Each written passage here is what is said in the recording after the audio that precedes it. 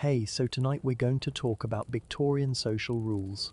Trust me, these people had some seriously bizarre ideas about proper behavior that'll make your modern awkward moments seem like nothing. Oh, and if you're enjoying these stories, I'd really appreciate a like or subscribe. Super curious where you're all listening from. So, drop a comment with your location and what time it is there. Always blows my mind how people are falling asleep to this all over the world. Alright, let's head back to Victorian England. Trust me, it's going to be quite a ride. So, congratulations, you just woke up in London sometime around 1850. But this time, it's different. Not a bedroom, not a library, you're somewhere else entirely. The first thing you notice is the rocking. A gentle, rhythmic swaying back and forth, like being cradled by some enormous hand. Beneath that, the creak of wood straining against movement, the distant rush of water against a hull, and the muffled thud of boots on a deck somewhere above your head. You're on a ship. No, not a ship. Something smaller. A private yacht, perhaps. The kind of vessel owned by men with more money than God, and the desire to travel without rubbing shoulders with the common herd on a commercial steamer. Your eyes open to darkness so complete it takes a moment to understand you're not blind. Then, slowly, shapes emerge. A narrow cabin, panelled in dark mahogany, a porthole covered by a heavy curtain, though faint grey light seeps around the edges. A desk bolted to the wall, covered with papers held down by a brass paperweight shaped like a lion. A wardrobe built into the curved wall. A washstand with a ceramic bowl and pitcher, both held in place by wooden braces to prevent them from sliding in rough weather. You're lying in a bed built into the wall, a narrow berth with a thin mattress and wall blankets that smell faintly of salt and mildew. You're fully clothed, you realize, not evening wear but traveling clothes. Thick wool trousers, a linen shirt wrinkled beyond redemption, a tweed waistcoat, heavy boots still caked with dried mud. Someone put you to bed without undressing you, or you collapsed here yourself. Your head throbs dully. Not a hangover, exactly. Something else. The aftermath of shock, perhaps, or grief. The emotions are there, pressing against the inside of your skull, but they feel distant, muffled, like sounds heard through water. You sit up slowly, swinging your legs over the side of the berth. The cabin tilts slightly with the movement of the yacht, and your stomach lurches in response. You wait for it to pass, breathing slowly through your nose the way someone once taught you. Who? You can't remember. On the desk, among the papers, lies a letter. Thick cream stationery, sealed with wax. The seal is unfamiliar, a crest you don't recognize, though something about it tugs at your memory. Your name is written on the front in elegant flowing script. Your name, but you don't know it yet. You pick up the letter, break the seal with trembling fingers, and read. My dear Julian, if you're reading this, you've finally woken. I confess I was beginning to worry. The physician said it was merely exhaustion, complicated by grief, but you've been asleep for nearly 16 hours. And even I began to doubt his diagnosis. You asked me, before you collapsed, to explain everything. You demanded to know why your father's will was read in such haste, why the funeral was so small, why I've been behaving like a man with something to hide. I promised I would tell you, but not until you were strong enough to hear it. Not until we were far enough from London that no one could listen. We're on the Channel now, halfway to Calais. By the time you wake, we'll be in France. I've taken the liberty of bringing your passport and enough funds to last several months. You'll need both, I'm afraid. There are things your father never told you, Julian. Things I promised him I would reveal only in the event of his death. I've kept that promise for 3 weeks, watching you grieve, watching you struggle to understand why your inheritance came with so many conditions, so many questions. Now it's time. Your father did not die of apoplexy. He was murdered. And the men who killed him are the same men who control half the money in London. They're our partners, our friends, our dinner companions. They smiled at you at the funeral and offered condolences while planning how to finish what they started. I'm sorry to drop this on you while you're still groggy and confused, but we don't have time for gentle revelations. By now they know we've fled. By now they're making plans. Everything I tell you in the coming days will sound impossible, like something from a penny dreadful. I ask only that you listen, that you wait to judge, that you give me the chance to prove what I know. Your father trusted me with his life. Now I'm trusting you with mine. Come find me on deck when you're ready. I'll be waiting. Your servant and friend, Marcus Blackwood. You read the letter twice, 3 times. The words blur and swim, refusing to settle into meaning. Murder, conspiracy, flight. These are words from novels, from the sensational stories serialized in newspapers, not from real life, not from your life. But as you read, memories begin to surface. A funeral in the rain, too few mourners, everyone watching you with eyes that held something besides grief. Your father's solicitor, Marcus Blackwood, pressing your hand with urgent intensity, whispering that you must trust him, must do exactly as he says. A carriage ride through London in the middle of the night, blinds drawn. Blackwood's face sharp and worried in the dim light. The docks. This yacht, Blackwood helping you aboard, your legs barely working, your mind numb with exhaustion and the after effects of whatever sedative the physician had given you to make you sleep. Then nothing until now. You stand carefully, testing your legs. They hold. You cross to the porthole and pull back the curtain. Grey morning light floods the cabin, making you squint. Outside, water stretches to the horizon, choppy and dark under a low sky. No land in sight. You're well out into the channel, halfway to France, as Blackwood said. The door to the cabin opens without a knock. A man stands there, tall and lean, perhaps 50 years old, with iron-grey hair and the kind of face that reveals nothing unless he wants it to. Marcus Blackwood.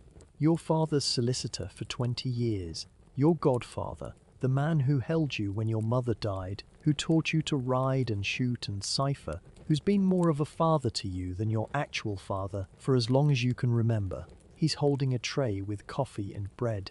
He looks at you, sees the letter in your hand, and nods slowly. You read it, then. I read it. Your voice comes out hoarse, scraped raw by sleep and shock. Is it true? All of it? Blackwood sets the tray on the desk, moves the papers aside to make room. He pours coffee with steady hands, adds milk from a small pitcher, stirs. Only when the cup is prepared does he look at you directly. Which part? Your father's murder? The conspiracy? The danger we're in? He holds out the cup. Drink this. You'll need your wits about you. You take the coffee automatically, wrapping your hands around its warmth. The simple act of holding something hot and familiar grounds you, pulls you back from the edge of something vast and terrifying. All of it. Start at the beginning. Blackwood sighs, runs a hand through his iron-grey hair. He looks tired, you realize. More tired than you've ever seen him. The careful composure he always wore in London has cracked slightly, revealing exhaustion beneath. The beginning is 30 years ago, before you were born. Your father and I were young men, just starting out. He had inherited a modest fortune and a small trading house. I had a law degree and no clients. We were partners within a year, friends within 2. By the time you came along, Fairchild, Blackwood and Company was one of the most respected merchant banking houses in London. He pauses, staring out the porthole at the grey sea. Respected, that's the word. Not the richest, not the most powerful, but respected. Your father was proud of that. He used to say that a man could lose his money and make it again, but lose his reputation and he have nothing. I know. He told me that 100 times. I'm sure he did. He meant it, which is why what happened next nearly destroyed him. Blackwood turns back to you, his expression grim. About 15 years ago, we were approached by a group of investors, very wealthy men, well-connected, impeccable social standing. They wanted to use our firm as a front for certain transactions that weren't strictly legal, though they were careful never to say so directly. They offered your father a choice: cooperate and become immensely wealthy, or refuse and watch his reputation crumble. They had leverage, Julian. Documents, secrets, things your father had done in his youth that he thought were buried forever. You stare at him. My father? Secrets? He was the most honorable man I ever knew. He was. That's why this nearly killed him. He refused them, of course, told them to do their worst, and they did. For 3 years, they systematically destroyed his reputation, rumors in the clubs, whispers in drawing rooms, anonymous letters to business partners. They couldn't prove anything, but they didn't need to. They just needed to plant doubt, and doubt in our world is as good as proof. The coffee cup trembles in your hands. You set it down carefully before you drop it. I don't remember any of this. You were 10 years old. Your mother was alive then, and your father protected you both from the worst of it. By the time you were old enough to notice, the worst was over. He'd made his peace with a smaller firm, fewer clients, less money. The investors moved on to easier targets. We thought it was finished. But it wasn't. No. Blackwood's voice hardens. It wasn't. 6 months ago they came back. New faces, same game. This time they didn't want a front for their schemes. They wanted the firm itself. Fairchild, Blackwood and Company, lock, stock and barrel. They offered your father a choice again. Sell, or face consequences far worse than reputation damage. What kind of consequences? Blackwood meets your eyes, your life, my life, everyone we loved. They made that clear, Julian. They showed him proof that they could reach any of us, anytime, anywhere. Your father had 3 weeks to decide. He used those 3 weeks to gather evidence against them. Names, dates, transactions, correspondence. He built a case that would have destroyed them, destroyed their networks, destroyed everything they'd spent decades building. But they found out. They found out. Blackwood's voice cracks slightly. The night before he was supposed to meet with a contact at the Home Office, someone he trusted implicitly, they came to the house. It was made to look like an apoplexy. But I'd seen death by violence before, Julian. I know what it looks like. Your father didn't die in his bed. He died fighting. The cabin tilts, or maybe that's you. You grip the edge of the desk, forcing yourself to breathe. The man who taught you to ride, who read you stories by firelight, who stood between you and every threat in the world, murdered. Beaten to death in his own home while you slept upstairs. Oblivious. Why didn't you tell me? At the funeral afterward, why didn't you? Because they were watching. Blackwood's voice is fierce now. They were at the funeral, Julian. They shook your hand and offered condolences while planning how to finish what they started. If I'd told you then, if I'd given any indication that we knew the truth, you'd be dead now. We both would. The only reason we're alive is that I acted quickly, moved before they expected, got us out before they could react. The rain against the porthole intensifies, drumming a frantic rhythm. The yacht rocks more sharply, and you hear the creak of timbers, the shout of a sailor somewhere above. Who are they? Tell me their names. Blackwood hesitates. If I tell you, there's no going back. You'll be committed to this path, whatever it leads to. You could still walk away, you know.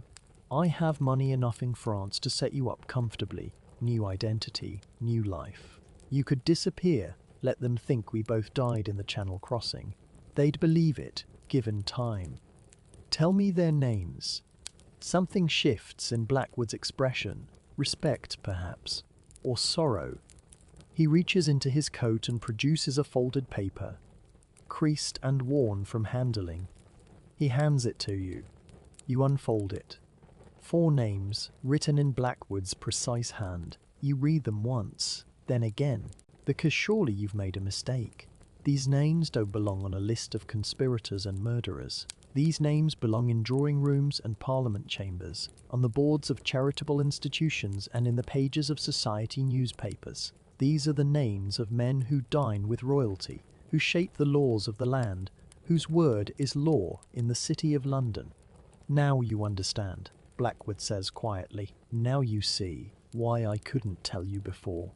You wouldn't have believed me. I barely believe it myself, and I've spent 6 months gathering proof. You look up from the paper. You said you have evidence. Proof. I do. Your father's evidence plus what I've gathered since. Enough to hang them all, if we can get it to the right people. People who aren't in their pocket. And if we can't? Blackwood's smile is thin and grim. Then we die in France, or we spend the rest of our lives looking over our shoulders. There is no middle ground here, Julian. Either we destroy them, or they destroy us. The yacht lurches violently, throwing you both against the wall. Shouts from above, the pounding of feet on deck. Blackwood steadies himself, his face sharp with sudden alertness. That's not weather. He moves to the door, yanks it open. Cold, salt-sprayed air rushes in, carrying the sound of men shouting in alarm. Stay here, lock the door behind me, and don't open it for anyone but me. Blackwood, what?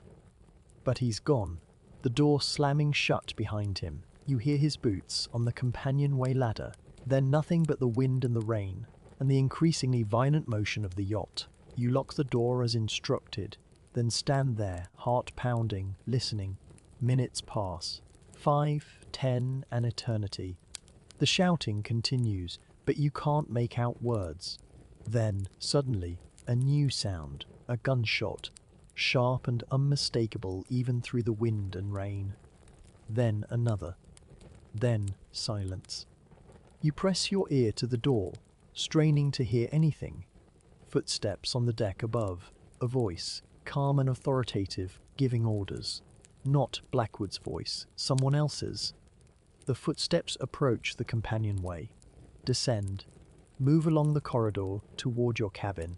You back away from the door, looking frantically around the tiny cabin for a weapon, a hiding place, anything. There's nothing. The desk is bolted down, the wardrobe too small to hide in, the porthole too narrow to escape through. The footsteps stop outside your door. A knock. 3 sharp raps. Then a voice. Not Blackwood's. A voice you recognize, though you can't immediately place it. Familiar, urbane, perfectly modulated, the voice of a gentleman addressing a social equal. Mr. Fairchild, I know you're in there. You're Mr. Prayin. Blackwood is. Indisposed at the moment. I'd like to speak with you, if you'd be so kind as to open the door. You don't move. Don't breathe. The voice continues, patient, almost amused. I understand your reluctance. Truly I do. You've just learned some very unsettling things, and now armed men have boarded your yacht, and you have no reason to trust anyone. But I assure you, I'm not here to harm you. If I were, I wouldn't be knocking. I'd have had my men break down this door the moment we came aboard. Still, you don't respond. Your mind races, trying to place the voice. You've heard it before many times, in your father's dining room perhaps, at the club, at social functions where men gathered to discuss business and politics, while their wives talked of other things in other rooms. My name is Cavendish, the voice says. Thomas Cavendish. I was your father's friend. His oldest friend, in fact. We were at Oxford together, travelled together, stood up for each other's weddings. I held you when you were baptized, and I'm here because your father, before he died, entrusted me with something very important. Something Blackwood doesn't know about. A long pause. You hear him shift his weight, perhaps lean against the doorframe. I know what you're thinking. You're thinking that Blackwood told you about a conspiracy of powerful men, and that I must be one of them. And you're right, I am.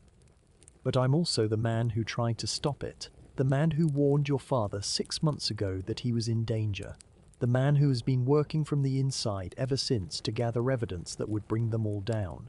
Another pause. The yacht creaks and sways. Rain drums against the porthole. Blackwood is alive, by the way, unconscious but alive. My men were careful. He's a good man, loyal to your father's memory, and I have no quarrel with him. But he doesn't trust me, and he was about to do something very foolish that would have gotten us all killed, so I had to intervene. You press your forehead against the cool wood of the door. Everything you've learned in the past hour swirls in your mind, refusing to settle into coherence. Blackwood's story, the list of names. Now this man, this familiar voice, offering a different version of events. Why should I trust you? Your own voice sounds strange, hoarse and distant, because I know something Blackwood doesn't. something your father told me the night he died, when I found him still alive, barely, and held him while he whispered his last words." Cavendish's voice cracks slightly, a genuine emotion breaking through the urbane surface. "He told me where the real evidence is hidden, not the copies Blackwood has, which are good, but not enough. The originals. The proof that will actually convict them. And he told me to find you, to protect you, to help you finish what he started." Silence. The yacht rocks. Your heart pounds. "I can't make you open this door," Cavendish continues. "If you choose to stay in there, I'll have my men tow this yacht to Calais and leave you there with enough money to start over. That was your father's backup plan, by the way. He set it up years ago in case something happened to him. Money in France, a new identity, a safe house in the countryside. You could walk away from all of this and never look back." He pauses, letting that sink in. "But if you do, they win. The men who killed your father win. They'll continue their schemes, destroy more lives, murder anyone who gets in their way. And someday, maybe years from now, they'll find you anyway, because that's the kind of men they are. They don't leave loose ends." You close your eyes, seeing your father's face, not the composed, dignified man of your later memories, but the younger version who taught you to ride, who laughed easily and often, who held you when you cried, and told you that being brave didn't mean not being afraid. It meant being afraid and doing what needed to be done anyway. You open the door. Cavendish stands there, rain-soaked but composed, a tall man in his 50s with silver hair and the kind of face that belongs on a coin. Behind him, two men in dark clothing wait at respectful distance, their expressions carefully neutral. Cavendish looks at you for a long moment, something like sorrow in his eyes. You look like him, you know. Your father. Same eyes, same stubborn set to the jaw. He'd be proud of you for opening that door. Is Blackwood really alive? He is. My men are seeing to him now. He'll have a headache when he wakes, but no permanent damage. I'm sorry it was necessary, but he was reaching for a weapon, and my men reacted. They had orders to use minimal force, and they obeyed. You step back, allowing him into the cabin. He glances around, taking in the narrow space, the rumpled bed, the tray of coffee still sitting on the desk. "Pack your things. We're transferring to my ship. It's larger, faster, and better armed. We have a long way to go and a great deal to discuss, and I'd rather not do it in a cabin that smells of mildew." He turns to leave, then pauses, looking back at you. "Oh, and Julian, welcome to the real world. It's not as comfortable as the one you grew up in, but it's a great deal more interesting. Your father understood that. I think you will too." He leaves, his footsteps receding down the corridor. The two men outside wait patiently for you to gather your belongings. You stand there, in the rocking cabin, staring at the open door. Somewhere on this yacht, Marcus Blackwood lies unconscious, his version of events interrupted by gunfire. Somewhere on a larger ship nearby, answers await, along with more questions, more danger, more impossible choices. You think of your father, dying in his own home, whispering last words to his oldest friend. You think of the list of names, men who smiled at you at the funeral while planning your death. You think of the evidence hidden somewhere, waiting to be found, waiting to bring justice or vengeance or whatever mixture of both is possible, in a world where the rules are written by the powerful and enforced by the ruthless. You start packing. Sound of footsteps on deck. The creak of ropes, the distant call of seagulls. The rain continues, but more gently now, a soft patter rather than a drumming fury. The transfer to Cavendish's ship is accomplished efficiently, despite the rough seas. You're helped across a narrow gangplank by sure-handed sailors, then guided below decks to a cabin far more luxurious than the one you left. Real bed, real furniture, a writing desk with fresh paper and ink, a small bookshelf filled with volumes that look chosen for comfort rather than show. A servant brings dry clothes, hot food, a pot of tea. You change, eat, drink, and wait. The ship gets underway, its motion smoother than the yacht's, more purposeful, Through the porthole, you see the grey channel waters, the distant smudge of what might be the French coast, the endless sky heavy with clouds. Hours pass. You doze, wake, doze again. The events of the morning blur into something dreamlike, impossible. Murder, conspiracy, flight. These words have no weight in the comfortable world you inhabited 24 hours ago. The world of Oxford common rooms and London drawing rooms and your father's house with its familiar smells and sounds. But that world is gone now. Your father is gone. The house is gone, probably watched, probably unsafe. Everything you knew has been stripped away, leaving you here on a stranger's ship, heading toward an unknown destination and an uncertain future. A knock at the door rouses you. Cavendish enters without waiting for a response, carrying a decanter of brandy and 2 glasses. He settles into the chair across from you, pours 2 fingers each, pushes one across the small table toward you. You look better. Sleep helps.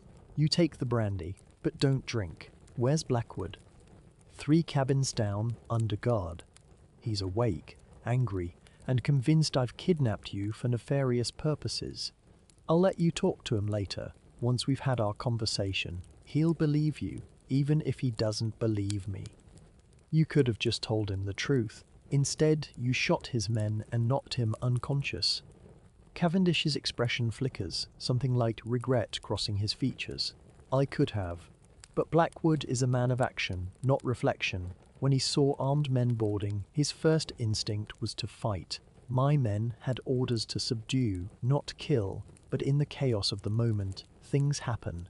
I made a choice, Julian. I chose to prioritize your safety and the mission over Blackwood's feelings. If that makes me the villain of this piece in your eyes, so be it. He sips his brandy, watching you over the rim of the glass. He's assessing you, you realize. Testing you. You realize. Everything about this encounter is a test, designed to reveal something about your character, your loyalties, your capacity for the work ahead. You knew my father well, you say. Tell me about him. The real him, not the public version. Cavendish sets down his glass, his gaze turning inward. Your father was the bravest man I ever knew. Not brave in the obvious ways. He never fought duels or faced down enemies at gunpoint. But he had moral courage, the rarest kind. He knew what was right, and he did it, regardless of the cost to himself. He pauses, gathering memories. At Oxford, there was a scandal. A younger student, the son of a tradesman, being tormented by some of the wealthy boys. Nothing unusual, unfortunately. But your father intervened. Not violently, he was never violent, but with words, with presence, with sheer force of character. He stood between that boy and his tormentors and refused to move. They could have hurt him. They outnumbered him, were stronger, richer, more connected. But something in his eyes, in his absolute certainty, made them back down. That boy went on to become a barrister, a judge, a good man. He never forgot what your father did. None of us did. You've heard stories like this before, but never from someone who was there. Your father rarely spoke of his own youth, deflecting questions with gentle humor and turning the conversation to other things. He told me once that the only thing worth having in life was a clear conscience. I thought it was just something fathers say to sons. It wasn't. He meant it, which is why those men had to kill him. He wouldn't compromise, wouldn't be bored, wouldn't look away. They couldn't control him, so they destroyed him. It's the oldest story in the world. The brandy sits untouched in your hand. You said you have evidence, proof that will convict them. Cavendish nods slowly. I do. Your father gave it to me the night he died. Not the copies, not the documents Blackwood has. Those are real, but they're not enough. The real evidence is something else entirely. Something he'd been building for years, piece by piece, waiting for the right moment to use it. Where is it? Safe. Hidden where only I can find it, and now you. Your father wanted you to have the choice whether to use it or not. He knew that knowledge like this is a burden, a responsibility, a danger. He didn't want to force it on you. He reaches into his coat and produces a small key, tarnished silver, old-fashioned in design. He places it on the table between you. This key opens a box. The box is in a safe place. Somewhere I'll take you when we reach France. Inside are names, dates, transactions, correspondence. Enough to bring down not just the men who killed your father, but their entire network. Politicians, judges, police officials, bankers, all of them complicit, all of them protected by wealth and power, and the unspoken rules of the society you grew up in. You stare at the key. It looks ordinary, insignificant. A small piece of metal that could fit in your pocket, be lost, forgotten, or could change everything. Why me? Why not take this to the authorities yourself? Cavendish's smile is bitter. The authorities are part of it. Half of them are on the payroll. The other half are too afraid to act. Your father tried going to the Home Office, to trusted contacts he'd known for decades. Within a week, the men he'd spoken to were either dead or transferred or bought off. There's no one left to trust, Julian. No one except us. And Blackwood. Blackwood is loyal, capable, and brave. But he's also a man of law, of procedure. He wants to do things the right way, through courts and judges and proper channels. Those channels don't exist anymore, if they ever did. The men we're fighting don't play by rules. Neither can we. You pick up the key. Feel its weight, its age. Someone made this key decades ago, never knowing what it would one day open, what lives it would affect. What do you want me to do? Cavendish leans forward, his eyes intense. I want you to decide. Not now, not tonight, but soon. Your father believed in you, Julian. He told me once that you had the clearest moral compass of anyone he'd ever known, that you'd know right from wrong, even when everyone around you was confused or corrupt. I need to know if he was right. He stands, leaving the key on the table. Rest tonight. We'll reach Calais tomorrow morning. I'll have a carriage waiting, and we'll travel to a place where we can talk properly, where you can see the evidence for yourself and make your choice. Blackwood will be with us, whether he likes it or not. And then... He pauses at the door, looking back at you. And then we'll see what kind of man you really are.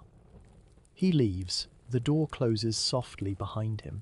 You sit alone in the cabin, the key cold in your palm, the ship rocking gently as it carries you toward an unknown shore, and an unknown shore, and an unknown future. Outside, the rain has stopped. Through the porthole, you see stars emerging between ragged clouds, the first clear sky since you woke on this endless day. You think of your father, dead in his own home, whispering last words to his oldest friend. You think of Blackwood, 3 cabins away, angry and afraid, and convinced he's failed you. You think of the men whose names are written on that list, men who smiled at you while planning your death. And you think of yourself, Julian Fairchild, 23 years old, alone on a ship in the middle of the night, holding a key that could unlock justice or vengeance, or simply more danger. Tomorrow, you'll make a choice. Tonight, you hold the key and watch the stars and try to remember who you are. The creak of the ship, the gentle rush of water against the hull. In the distance, a foghorn sounds, low and mournful. The ship creaks rhythmically, water lapping against the hull. Footsteps pace overhead. Somewhere, a sailor hums a shanty, the tune barely audible through the decking. You don't sleep. Not really.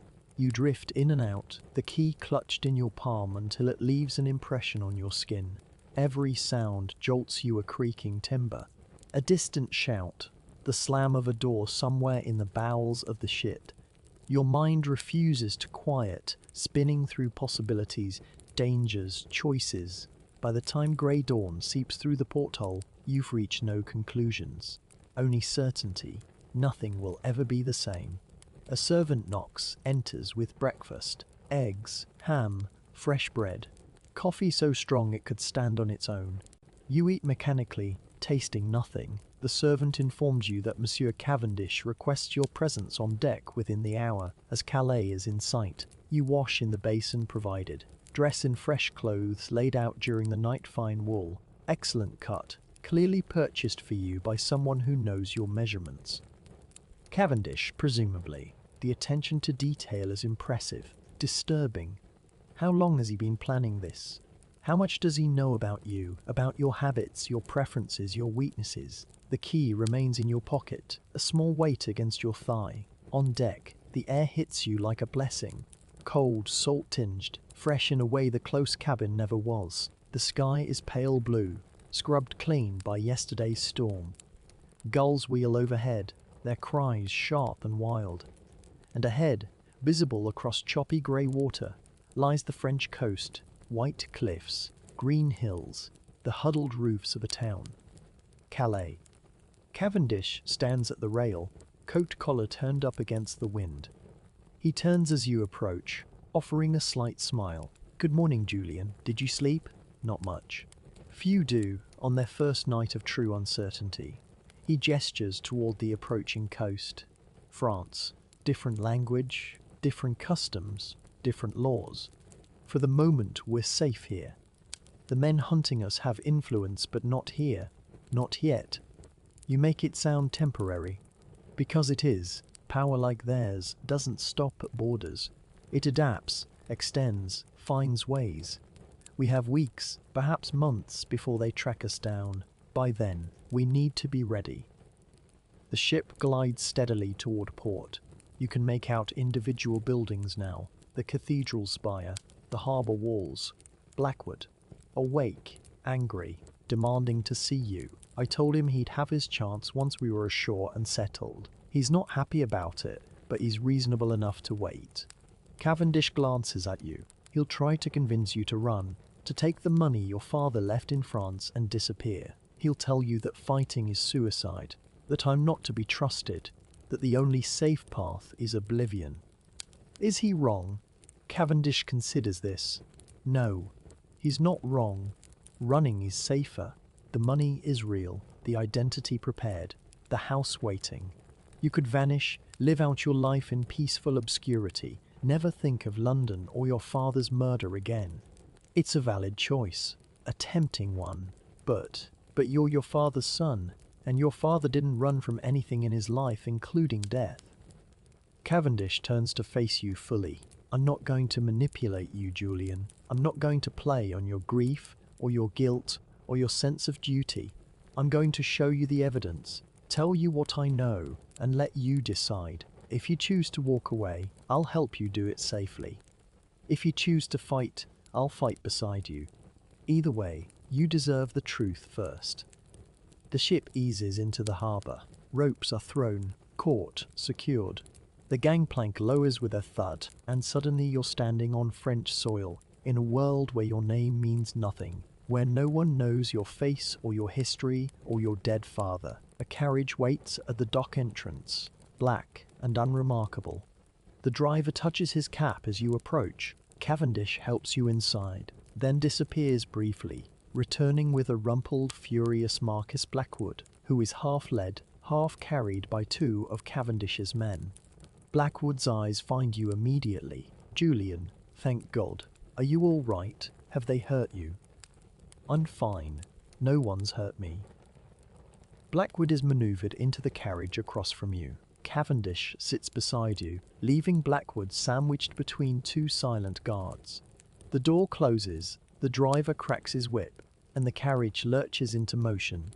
For a long moment, no one speaks. Blackwood glares at Cavendish with undiluted hatred. Cavendish gazes out the window at passing French countryside, apparently unconcerned.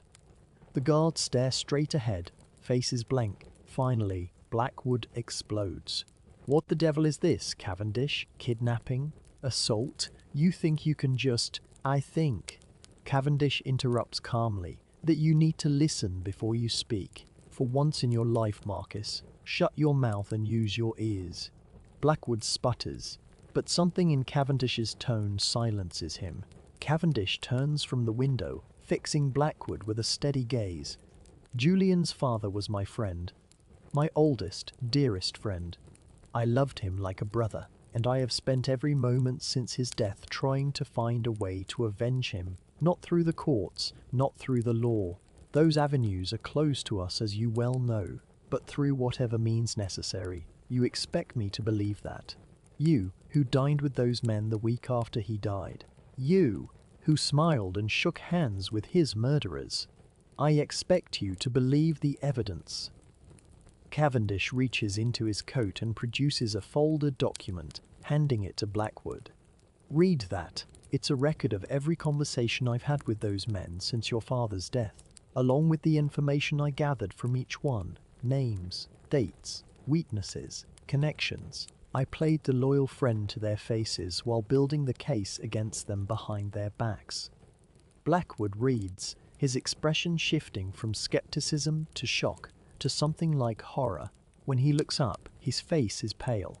If this is real, it's real. Every word, and it's only a fraction of what I have. Cavendish glances at you. What your father gave me the night he died is far more comprehensive, far more damning, enough to destroy them all. The carriage rolls on, wheels grinding over packed earth. Through the window you see fields and farmhouses, peasants working the land, children chasing dogs. A world away from London, from conspiracy, from murder. Blackwood hands the document back, his hands trembling slightly. "Why didn't you tell me? Why all the secrecy, the deception?" "Because you're a terrible actor, Marcus. If I told you, you would have given it away in an instant. Every time you looked at one of them, your face would have shown exactly what you thought. They would have known, and then we'd all be dead." Blackwood has no response to this. He sits back, deflated, staring at nothing. Cavendish turns to you. "We're going to a house outside Boulogne, an estate owned by a friend, someone who owes your father a debt that can never be repaid. We'll be safe there, at least for now. I'll show you everything, answer every question, and then you'll decide." The journey takes hours. The countryside changes, becomes more wooded, more remote. Hills rise on either side, crowned with ancient forests. The road narrows, becomes little more than a track. Finally, near dusk, the carriage passes through a stone gatehouse and into a long drive lined with poplars. The house ahead is old, centuries old by the look of it. Stone walls covered with ivy, a steep slate roof, mullioned windows that catch the dying light. It's not grand, not a chateau or palace, but it has a solid, enduring quality. A place that has weathered wars and revolutions and would weather more. Servants appear as the carriage stops. Cavendish helps you down, then Blackwood, who seems to have aged years in the past hours. The guards remain with the carriage, which immediately turns and heads back toward the gate. Inside, the house is warm, candlelit, comfortable. Old furniture, threadbare in places but well cared for. A fire burns in every hearth. The scent of wood smoke and beeswax fills the air. A woman waits in the entrance hall, tall, grey-haired, with a face that might have been beautiful once and is still striking. She wears black, severe and simple, and her eyes, when they find you, are bright with unshed tears. "You look like him," she says. "Edward, you have his eyes. You don't know this woman, but something in her voice, in the way she says your father's name, makes your chest tight." "Julian, this is Madeleine Delacroix," Cavendish says quietly. "Your father's cousin, and the keeper of his secrets." Madeleine crosses to you, takes your face in her hands, studies you intently. "He wrote to me about you. Every week for 23 years. I know more about you than you know about yourself, Julian Fairchild. I know you broke your arm falling from a pony when you were 7. I know you cried at your mother's funeral, but held your father's hand so tightly he thought you'd break his fingers. I know you love poetry, but pretend not to. That you're afraid of heights, but would never admit it. That you have your mother's stubbornness and your father's heart." She releases you, steps back. "Welcome to my home. It's yours now, as much as anyone's. Stay as long as you need. Fight as long as you must. I'll be here when you need me." She turns and walks away, disappearing through a door at the end of the hall, leaving you stunned and silent.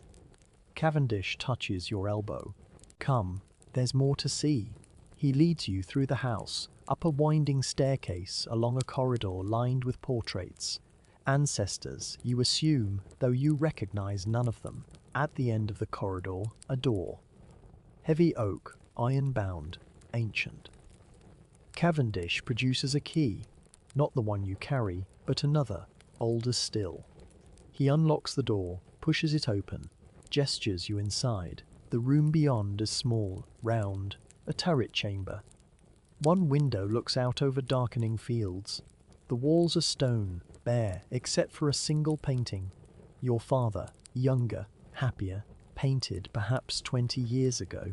He's smiling, really smiling the way he rarely did in later life. And beneath the painting, on a simple wooden table, a box, iron-bound, like the door, with a single lock. Cavendish looks at you. The key, Julian. You pull the tarnished silver key from your pocket. It feels heavier now, more significant. You cross to the table, insert the key into the lock. It turns with a solid click. You open the box. Inside, papers. Dozens of them, hundreds, neatly stacked and sorted. Letters, ledgers, bank records, transcripts of conversations, photographs, sketches, a lifetime of evidence gathered patiently, secretly, at the cost of everything. On top, a single sheet, folded and addressed to you in your father's hand. You unfold it, hands shaking. My dearest Julian, if you're reading this, I'm dead. Not from apoplexy, not from accident, but from the hands of men who value money above life, power above justice. I'm sorry you have to learn this way. I'm sorry I couldn't protect you from this knowledge, this burden, this danger. But I'm not sorry for what I did. I'm not sorry I fought them. I'm not sorry I gathered this evidence, built this case, refused to bend. Because somewhere in the world there must be people who stand against darkness, who say no, who refuse to look away. I wanted to be one of them. I wanted you to be one of them. You don't have to fight. You can walk away, use the money I left in France, live a quiet life far from London and its horrors. I would understand. I would forgive. I would love you no less. But if you choose to fight, know this, you don't fight alone. Cavendish is true. Madeline is true. Others will come, drawn by loyalty or conscience or the memory of kindness. You will have allies you never expected, friends you haven't met. And you will have me, not in body, but in spirit, in memory, in the blood that flows through your veins and the heart that beats in your chest. I will be with you every step, every moment, every choice. I love you, Julian. I always have. I always will. Your father. You read it twice, 3 times. When you look up, tears are running down your face and you don't care who sees. Cavendish stands at the window, giving you privacy. Outside, night has fallen fully. Stars prick the darkness. I'm sorry, he says quietly. I'm sorry you have to carry this. I'm sorry you have to carry this. I'm sorry he's gone. I'm sorry the world is what it is. You wipe your face with your sleeve, stuff the letter into your pocket beside the key. Show me the rest. Show me everything. Cavendish turns, something like approval in his eyes. You're sure? I'm sure. He crosses to the table, begins lifting papers, explaining each one. Names, dates, connections, a web of corruption stretching across England into Parliament, the courts, the police, the highest levels of society. Men you've met, men you've respected, men who smiled at you and offered condolences while planning your death. The hours pass. The candle burns low. Blackwood appears at some point, sits silently, listens, adds his own knowledge to the growing picture. Madeline brings food and wine, stays, contributes her own memories, her own evidence gathered over decades of watching from afar. By midnight, you understand. By dawn, you've accepted. By the time the sun rises over the French fields, painting the turret room in gold, you've made your choice. I want to fight, you tell them. I want to bring them down. I want justice for my father and for everyone else they've hurt. Tell me what to do. Cavendish's smile is sad and proud. First you rest. You've been awake for nearly 2 days and you've just learned enough to crush most men. Sleep. Eat. Regain your strength. The fight will wait. It's been waiting for years. A few more hours won't matter. And then? And then we plan. Carefully, methodically, patiently. We identify weaknesses, gather allies, choose our moment. This isn't a battle, Julian. It's a war. It will take time, cunning, and more patience than you think you have. Blackwood speaks for the first time in hours. I'm with you, both of you. I'm sorry I doubted Cavendish. I'm sorry I was ready to shoot first and ask questions never. Cavendish waves away the apology. You were loyal. That's never something to apologize for. Madeline rises, touches your shoulder. Come, I'll show you to your room. Sleep. Dream of your father if you can. He'd want you to rest. You follow her through the winding corridors, past the watching portraits, to a small bedroom overlooking the fields. A fire burns in the hearth. The bed is soft, inviting. Madeline leaves you with a kiss on the forehead, a whisper of good night. You undress, fall into bed, and sleep without dreams. Days pass, weeks. The pattern establishes itself. Mornings studying evidence, afternoons discussing strategy, evenings sharing meals and memories, and the slow building of trust. Blackwood relaxes gradually around Cavendish. Madeline becomes a fixture, a source of stories about your father's youth, his time in France, his secret visits to this house over the years. You learn that your father spent months here after your mother died, unable to face London, unable to function, until Madeline pulled him from despair with sheer stubborn love. You learn that he returned every year thereafter, sometimes with you, though you were too young to remember. You learn that this house, this woman, this country were his refuge, his secret heart, and you learn about the enemy. Their names become familiar as old friends. Sir Humphrey Carstairs, MP, Chairman of the Railway Committee, puppet master of half the legislation in Parliament, Lord Whitmore, peer of the realm, owner of newspapers, controller of public opinion, Augustus Finch, banker, your father's erstwhile partner, the man who opened the door to the conspirators and let them in, and others, lesser but still dangerous, a network of corruption that spans every institution of British life. The evidence against them is damning. Letters in their own hand, authorizing illegal acts, ledgers showing payments to judges, police officials, journalists, records of meetings where crimes were planned and approved, photographs of men in compromising positions, evidence of affairs and vices they paid fortunes to hide. Your father was thorough. He was patient. He was brilliant. And he's dead because of it. You're wondering, Cavendish says one evening, why he didn't use this evidence while he lived, why he waited. You nod. It's been nagging at you for days, because using it would have meant exposing himself, revealing his sources, his methods, his network. He was protecting people, Julian, people who helped him gather this evidence, who risked everything to bring him information. If he'd struck too soon, they'd have been exposed, destroyed, killed. He was waiting for the right moment, the right weapon, the right protection for his allies. And then they killed him before he could find it. Yes. Cavendish's voice is heavy. They killed him because they sensed he was close.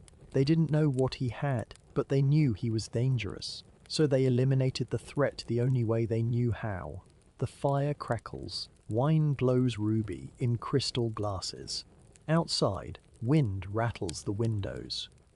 Then we find the right moment, you say.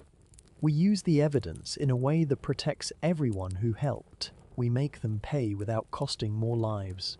That's the hope. Cavendish raises his glass. To your father. To justice. To the long game. You drink. The wine is warm, rich, comforting. Like this house, like these people, like the strange new family you found in exile. Another week passes. Plans are made, discarded, remade. Allies are contacted through careful channels. A former police inspector, ruined by the conspiracy. A journalist seeking the story that will make his career. A young lord whose father was destroyed by Whitmore's newspaper attacks. The network grows, slowly, secretly, like roots spreading underground. And then, one morning, a letter arrives. It's addressed to you, care of Madeline. in a hand you don't recognize. The seal is unfamiliar, a phoenix rising from flames. You open it with trembling fingers. Mr. Fairchild, I know who you are. I know where you are. I know where you are. I know what you're planning. I also know that your father saved my life when I was a boy at Oxford, standing between me and men who would have destroyed me for the crime of being born poor. I've never forgotten. I've never been able to repay him. Until now. I am a clerk in the Home Office. I have access to files, records, information that could help you. I know who killed your father, not just the men who ordered it, but the men who did it. I know where they are, how they operate, what they're planning next. If you want my help, send word through the usual channels. Mention the name Thompson and the date October 2, 12th. I'll know it's you. I can't promise to keep you safe. I can't promise victory, but I can promise victory. But I can promise truth and the chance to use it. Yours in debt and hope. Someone who owes your father everything. You read the letter aloud to Cavendish, Blackwood, Madeline. Silence follows. It could be a trap, Blackwood says finally. They know we're here. They could be trying to draw us out. It could be, Cavendish agrees. Or it could be exactly what it claims. Another ally, another piece on the board. Madeline speaks quietly. Your father did save a boy at Oxford. He told me about it once. A tradesman's son, tormented by the wealthy students. He never mentioned a name, but he said the boy wrote to him years later, thanking him, telling him he'd become a barrister. It could be the same man. You look at the letter again. The phoenix seal, rising from ashes. I want to respond, carefully, through channels they can't trace. If it's real, we need this man. If it's a trap, you meet Cavendish's eyes. Then we learn what they know and adapt. Cavendish nods slowly. It's risky, but every path forward is risky. The question is whether the potential reward justifies the risk. The reward is justice for my father. I'll take the risk. And so it begins. The careful dance of conspiracy, carried out from a remote French house, reaching across the Channel into the heart of London. Messages sent, received, decoded. Meetings arranged in safe houses, neutral ground, under cover of darkness. Allies gathered, information shared, plans refined. Weeks become months. The network grows, the noose tightens, and through it all, you grow too. The grieving son becomes a leader. The inexperienced youth becomes a strategist. The boy who woke on a yacht with no idea who he was becomes a man with purpose, direction, fire. Your father would be proud. You feel him sometimes, in quiet moments, a presence just beyond sight, a warmth in your chest, a whisper of encouragement. You're not alone. You've never been alone. And soon, neither will the men who killed him. The day comes at last. The day you've been building toward for months. You stand on a London street, in fog so thick you can barely see your hand in front of your face. Beside you, Cavendish, Blackwood, and a dozen others, the inspector, the journalist, the young lord, the clerk from the Home Office, and more, men and women who've risked everything to be here, to see this through. Across the street, a house, unremarkable, anonymous, the kind of house a man might rent for discreet meetings. Inside, gathered around a table, are the men who killed your father. Sir Humphrey Carstairs, Lord Whitmore, Augustus Finch, others, all of them, together, for the first time in months. Thanks to careful planning, they believe they're meeting to finalize a new scheme, a railway fraud that will net them millions. Thanks to the clerk from the Home Office, they believe the police have been paid off, that no one will interrupt them, that they're safe. They're wrong. At your signal, men move. Not police, too many of them are corrupt. Not soldiers, too obvious, too public. Instead, a private force gathered from among your allies, loyal only to justice and the memory of your father. They surround the house. They enter silently, efficiently. Shouts from inside, quickly silenced. The crack of a gunshot, then nothing. You wait in the fog, heart pounding, until a figure emerges from the house and approaches you. The former inspector, his face grim but satisfied. It's done. All of them. Alive, as you instructed. Bound and waiting for you. You nod. Step forward into the house.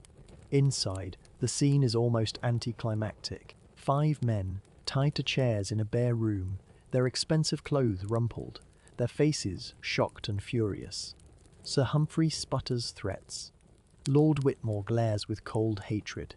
Augustus Finch won't meet your eyes. You walk to the centre of the room, stand before them. For a long moment, you say nothing. You let them look at you, let them see your face, let them recognize the resemblance. My name is Julian Fairchild, you say quietly. You killed my father. Sir Humphrey finds his voice first. This is outrageous. You'll hang for this, boy. You and everyone who helped you. Do you have any idea who we are? I know exactly who you are. I know everything you've done, not just to my father, but to dozens of others over decades. I have evidence that will put you in prison for the rest of your lives. Evidence that will destroy your reputations, your families, your legacies. Evidence that will ensure your names are remembered only as warnings. Lord Whitmore sneers. Evidence? You think evidence matters? We own the judges, the juries, the newspapers. Your evidence will disappear the moment it's presented. You smile. It's not a pleasant smile, I know, which is why it's not going to judges or juries or newspapers. It's going somewhere else entirely. You gesture, and the journalist steps forward, a camera in his hands. The young lord follows with a stack of papers, the evidence copied many times over. The clerk from the Home Office carries a list of names, dates, crimes. In 1 hour, you continue.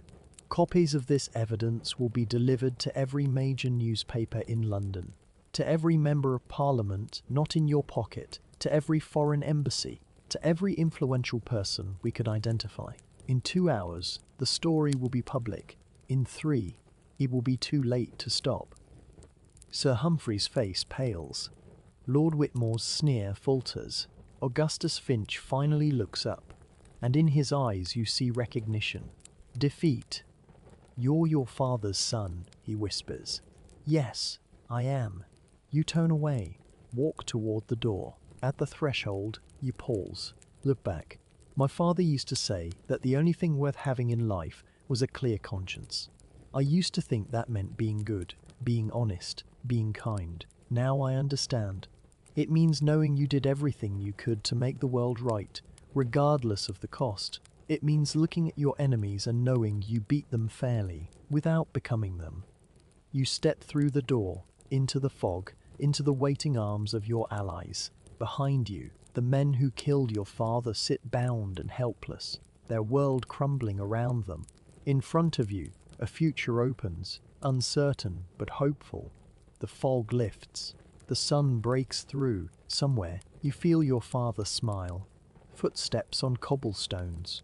The distant sound of church bells. Birds singing as morning breaks. The sound of church bells fades into the rustle of newspapers being turned. The murmur of crowded streets. The clatter of carriage wheels on cobblestones. A newsboy's voice echoes faintly. Extra, extra, read all about it. Scandal in high places. Read all about it.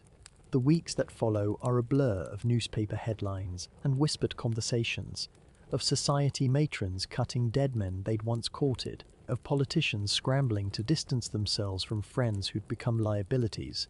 The evidence you released works exactly as planned, better even. Within days, Sir Humphrey Carstairs resigns his seat in Parliament.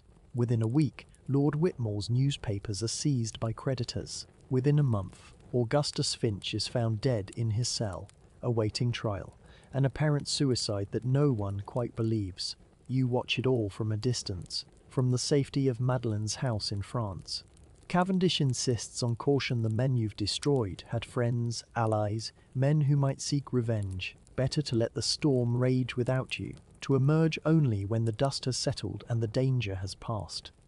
So you wait. You read the newspapers Cavendish brings, tracking the fallout, counting the names of those arrested, those exposed, those ruined. It's satisfying in a distant way. But it's also hollow. Your father is still dead. Nothing changes that. Blackwood returns to England eventually, to rebuild the law practice that was nearly destroyed by its association with your family. He visits before he goes, sitting with you in the garden of Madeline's house, watching the sun set over the French hills. "You could come back, you know," he says quietly. "The name is clear now. More than clear, it's respected. People know what your father did, what you did. You'd be welcomed." You shake your head. "Not yet. Maybe not ever." London holds too many memories, too many ghosts. Blackwood nods, understanding. Madeline's not a bad place to be stranded. She'll look after you. She already does. Too well. I'll be fat and lazy within a year. Blackwood laughs. The first real laugh you've heard from him in months. Your father would appreciate that. He always said you took after your mother too serious by half. He'd be glad to see you learning to relax. You walk him to the carriage, shake his hand, watch him disappear down the poplar line drive. Then you return to the house, to Madeline's waiting embrace, to the strange peace of exile. Summer passes. Autumn comes, painting the French hills in gold and red. You help with the harvest, learning tasks you never knew existed, finding satisfaction in physical labor that requires no thought, no strategy, no weight of responsibility. Madeline teaches you to cook, to mend fences, to identify birds by their calls. You become, improbably, almost happy. Cavendish comes and goes, traveling between France and England, maintaining the network, watching for threats. He brings news always, but also stories, jokes, the easy companionship of someone who knew your father and loved him. You come to think of him as an uncle, the family you never knew you had. And then, one cold November evening, he arrives with news that changes everything. She's here. He says it simply, standing in the doorway of the library, snow dusting his shoulders. In France. She wants to see you. You stare at him. Who? Eleanor Whitmore. Lord Whitmore's daughter. The name hits you like a physical blow. Whitmore, the man who controlled newspapers, who destroyed reputations, who sat in that bare room bound to a chair while you read him his doom. His daughter. Why would she want to see me? Cavendish shakes snow from his coat, crosses to the fire, warms his hands. That's what I asked. She wouldn't say, only that it was urgent and personal, and that she'd come alone without guards or companions, which suggests she's either desperate or foolish or both, or dangerous. Or dangerous, Cavendish agrees, but she's not her father, Julian. From everything I've learned, she despised him, left his house years ago, refused his money, made her own way as a teacher. Of all things, she had no part in his schemes. You consider this. The fire crackles. Snow taps against the window. Where is she? In the village, at the inn, waiting for your answer. You should refuse. You know you should refuse. Meeting the daughter of your enemy is madness, a risk you have no reason to take. But something in Cavendish's voice, some note you can't quite identify, makes you hesitate. Tomorrow, you say finally. Bring her tomorrow. I'll see her in the garden, in daylight, with you nearby. Cavendish nods, unsurprised. I thought you'd say that. I'll make the arrangements. He leaves. You stare into the fire, wondering what fresh complication is about to enter your life. She arrives at noon, as arranged. You watch from an upstairs window as the carriage pulls up. As she descends, a young woman, perhaps your age, dressed simply in grey wool, her dark hair pulled back severely. She looks up at the house, and for a moment your eyes meet through the glass. Then she looks away, and you go down to meet her. The garden is cold but bright, winter sunshine glinting off frost-covered grass. Madeline has provided tea, which steams on a small table between two chairs. Cavendish stands at a distance, close enough to intervene, far enough to grant privacy. Eleanor Whitmore sits rigidly, her hands wrapped around a teacup she doesn't drink from. As you approach, she rises, curtsies automatically, then catches herself and laughs a sound with no humor in it.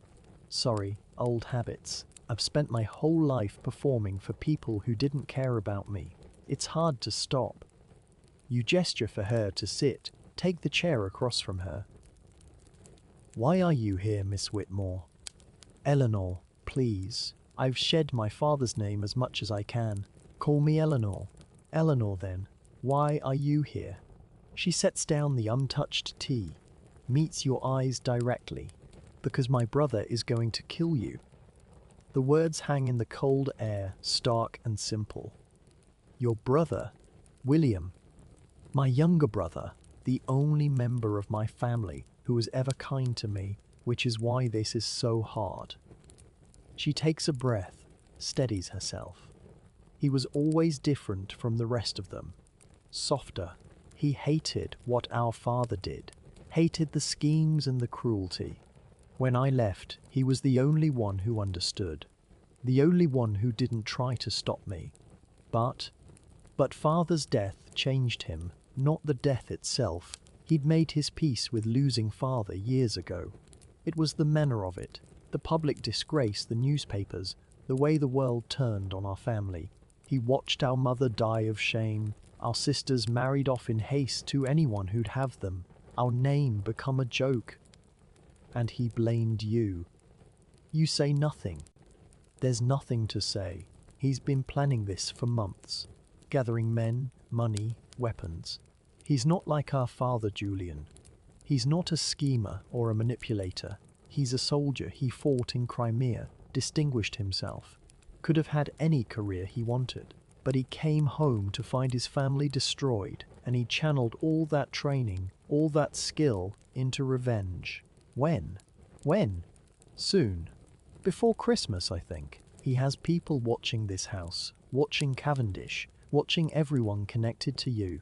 He knows your patterns, your habits, your weaknesses. He's been patient, waiting for the right moment. You absorb this, trying to keep your face neutral.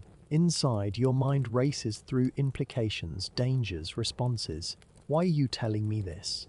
Eleanor's composure cracks just slightly. Because I can't watch another person die because of my family. Because my father killed your father, and that debt can never be repaid, but adding your blood to the tally won't help anything. Because William is a good man, a kind man, and if he does this, he'll become the thing he hates. He'll become our father. Tears glisten in her eyes, but she doesn't let them fall. I love my brother. I don't want him to die, and I don't want him to kill.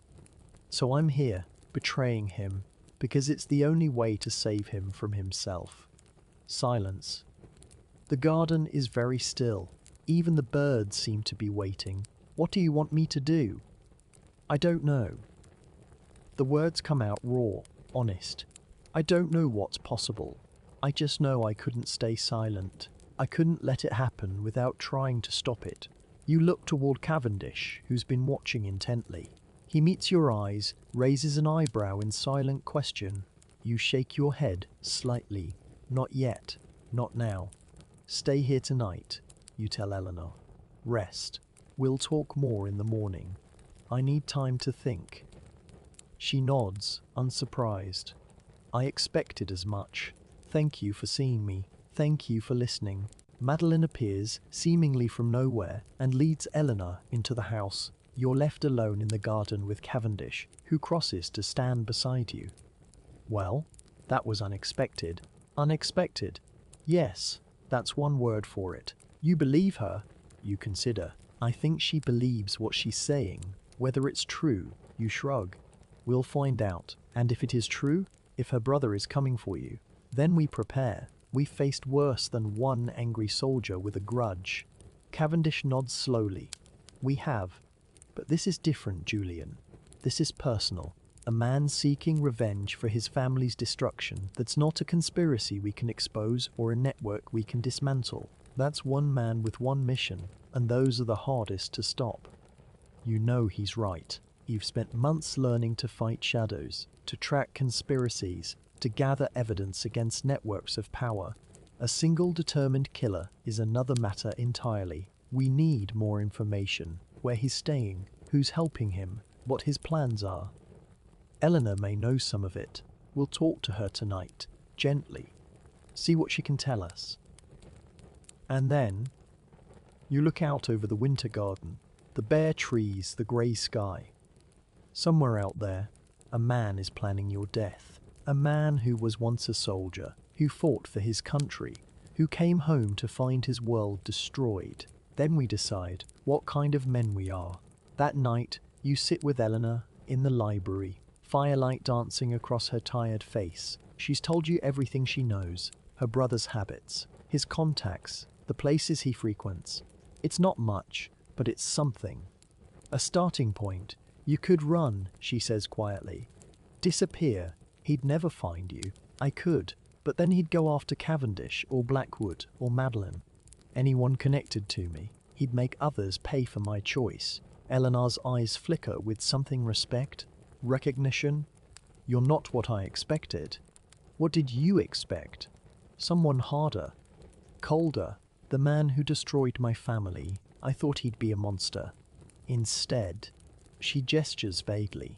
Instead, you're just a man who lost his father and fought back the only way he could. Your family destroyed itself. I just helped the world see it. She nods slowly. I know. In my head, I know. In my heart.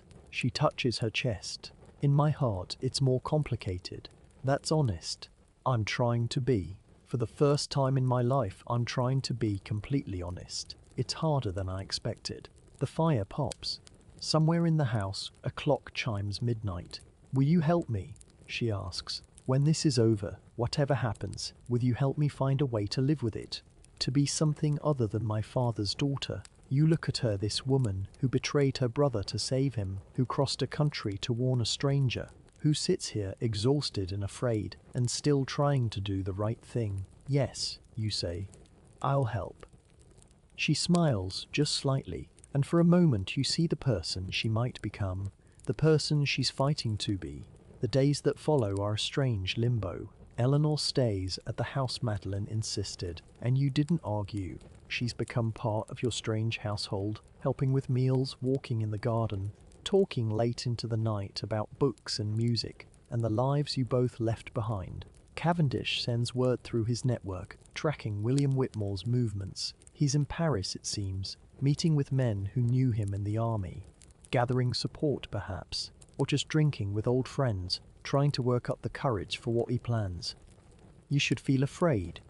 You should feel hunted. Instead, you feel oddly peaceful, suspended in a moment that can't last but feels, for now, like enough.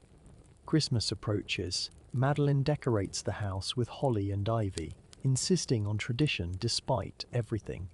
Eleanor helps, her laughter surprising you each time you hear it. Cavendish arrives with gifts and news. William has left Paris, heading north, toward you. The peace breaks. He'll come soon, Cavendish says quietly, in the library, away from Eleanor. Days, perhaps. We need to decide what to do. We need to talk to Eleanor. She knows him best. She may have insights we haven't considered. Cavendish nods, but his expression is troubled. Are you sure that's wise? She's already betrayed him once. Asking her to do it again. She's not betraying him. She's trying to save him. There's a difference. Is there? From his perspective. You have no answer for that. That night, you find Eleanor in the garden, wrapped in a heavy coat, staring at the stars. She doesn't turn as you approach. He's coming, isn't he? Yes, soon. She nods slowly. I knew he would. He's always been stubborn. Once he decides something, nothing changes his mind. Can you talk to him, reason with him? Now she turns, and her face in the starlight is sad and certain. No, he won't listen to me. Not anymore. In his eyes, I'm a traitor. Worse than a traitor. I'm the one who warned you. He'll never forgive that. So what do we do? She's quiet for a long moment. Then, let me meet him first. Alone. Let me try, one last time. If I can't reach him, if he won't listen. She takes a breath. Then you do what you have to do. But at least I'll have tried. It's risky. Dangerous. She could be walking into a trap or leading you into one. But the look in her eyes, the desperate hope makes you nod. All right, but not alone. Cavendish will be nearby, out of sight. If anything goes wrong, he'll intervene. She nods, accepting. Thank you. For what? For trusting me. For giving me this chance. For being someone worth betraying my family for. She turns back to the stars, and you leave her there, wondering what tomorrow will bring. The meeting is arranged for Christmas Eve of all nights. A field outside the village, snow-covered and silent under a full moon. Eleanor will walk out alone. William will come, drawn by a message she sent through channels she swore were safe. And you'll wait in the trees with Cavendish watching, ready. The hours crawl. You eat little, sleep less. Madeline prays in the chapel, candles flickering before the altar. Eleanor sits by the fire, staring at nothing, her face composed but her hands trembling slightly. At midnight, you walk to the field. The snow crunches under your boots. The moon is so bright it casts shadows. In the distance, a figure appears, approaching from the opposite direction. William. He's early, or you're late. It doesn't matter. He's here. Eleanor walks forward alone, as agreed. You and Cavendish melt into the trees, watching, waiting. They meet in the center of the field. Even from this distance, you can see the tension in their bodies, the careful distance they maintain. Words are exchanged. You can't hear them, but you can imagine. Accusations. Please. Justifications. Minutes pass. The figures don't move closer, don't embrace. The conversation continues, strained and painful. Then William's arm moves. Something glints in the moonlight. A pistol. You're moving before you think, bursting from the trees, running across the snow. Cavendish is beside you. Faster, older, but somehow swifter. Shouts echo across the field. Eleanor's voice, desperate and afraid. William raises the pistol, points it not at Eleanor, but past her. At you. Time slows. You see his face clearly for the first time, younger than you expected. Handsome, twisted with grief and rage. You see his finger on the trigger, beginning to squeeze. You see Eleanor step between you, spreading her arms, a human shield. No. The shot crashes through the night. Eleanor crumples. William stares, horrified, at what he's done. You reach her seconds later, falling to your knees in the snow. Blood spreads across her chest, dark and terrible. Her eyes find yours, and she smiles, just slightly. Told him I'd save him from himself. Don't talk. Help is coming, just hold on. But you both know the wound is too severe, the blood too much. She's dying, and there's nothing anyone can do. Promise me, she whispers. Promise me you won't. Kill him. He's all I have left. All my family, worth saving. I promise. She smiles again, her eyes fluttering closed. Good. That's good. And then she's still. You kneel there, holding her, as Cavendish subdues William as the world seems to stop. Snow falls gently, covering her face, her hair, her outstretched hands. The woman who betrayed everything to save everyone lies dead, and you held her as she went.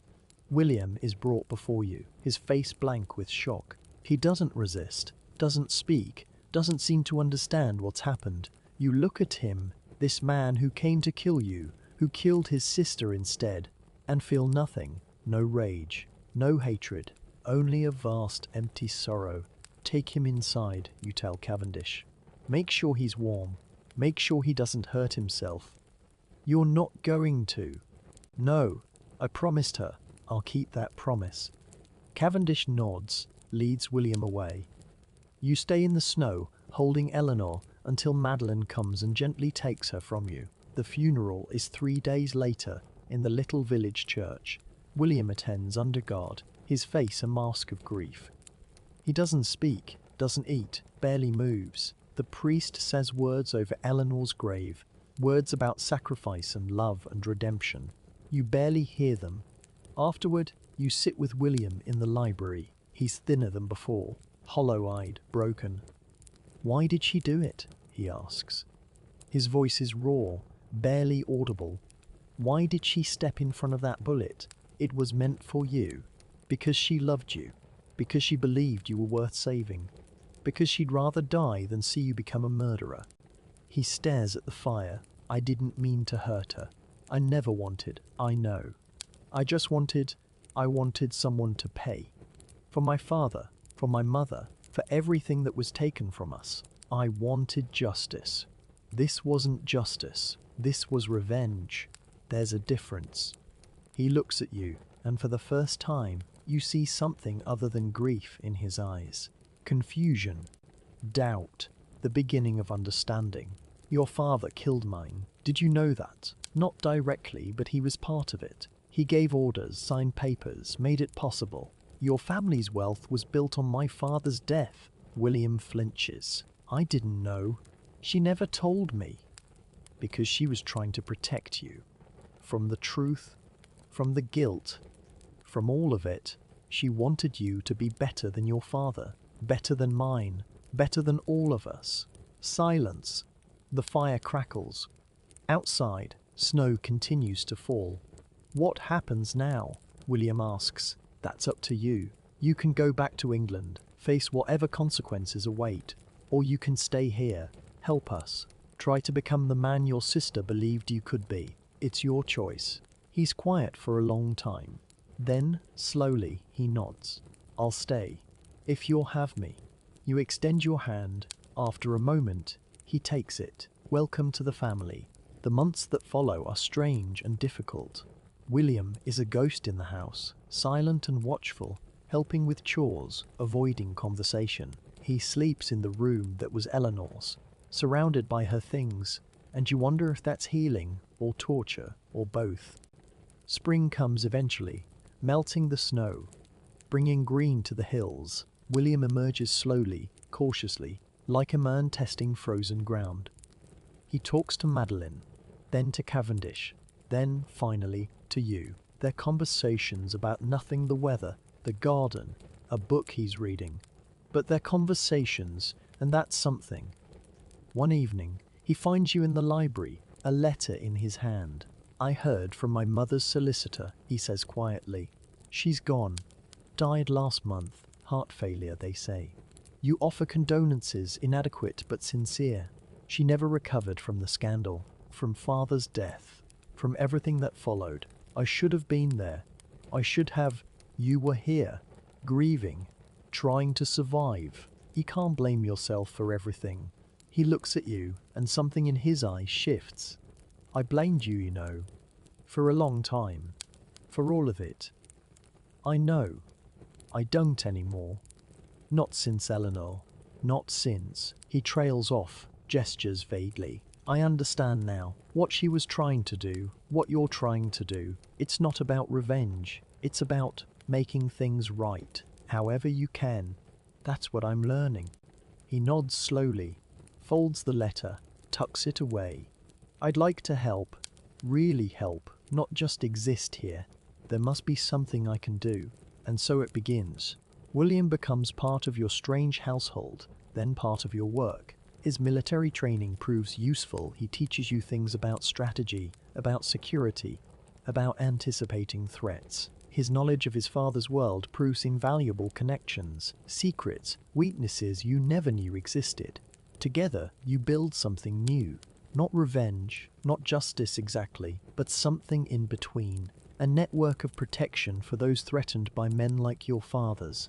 A quiet force for good in a world that often seems to have forgotten what good means. Years pass. You become someone new, not the grieving son, not the avenger, but something else entirely. A man with purpose, with family, with a future.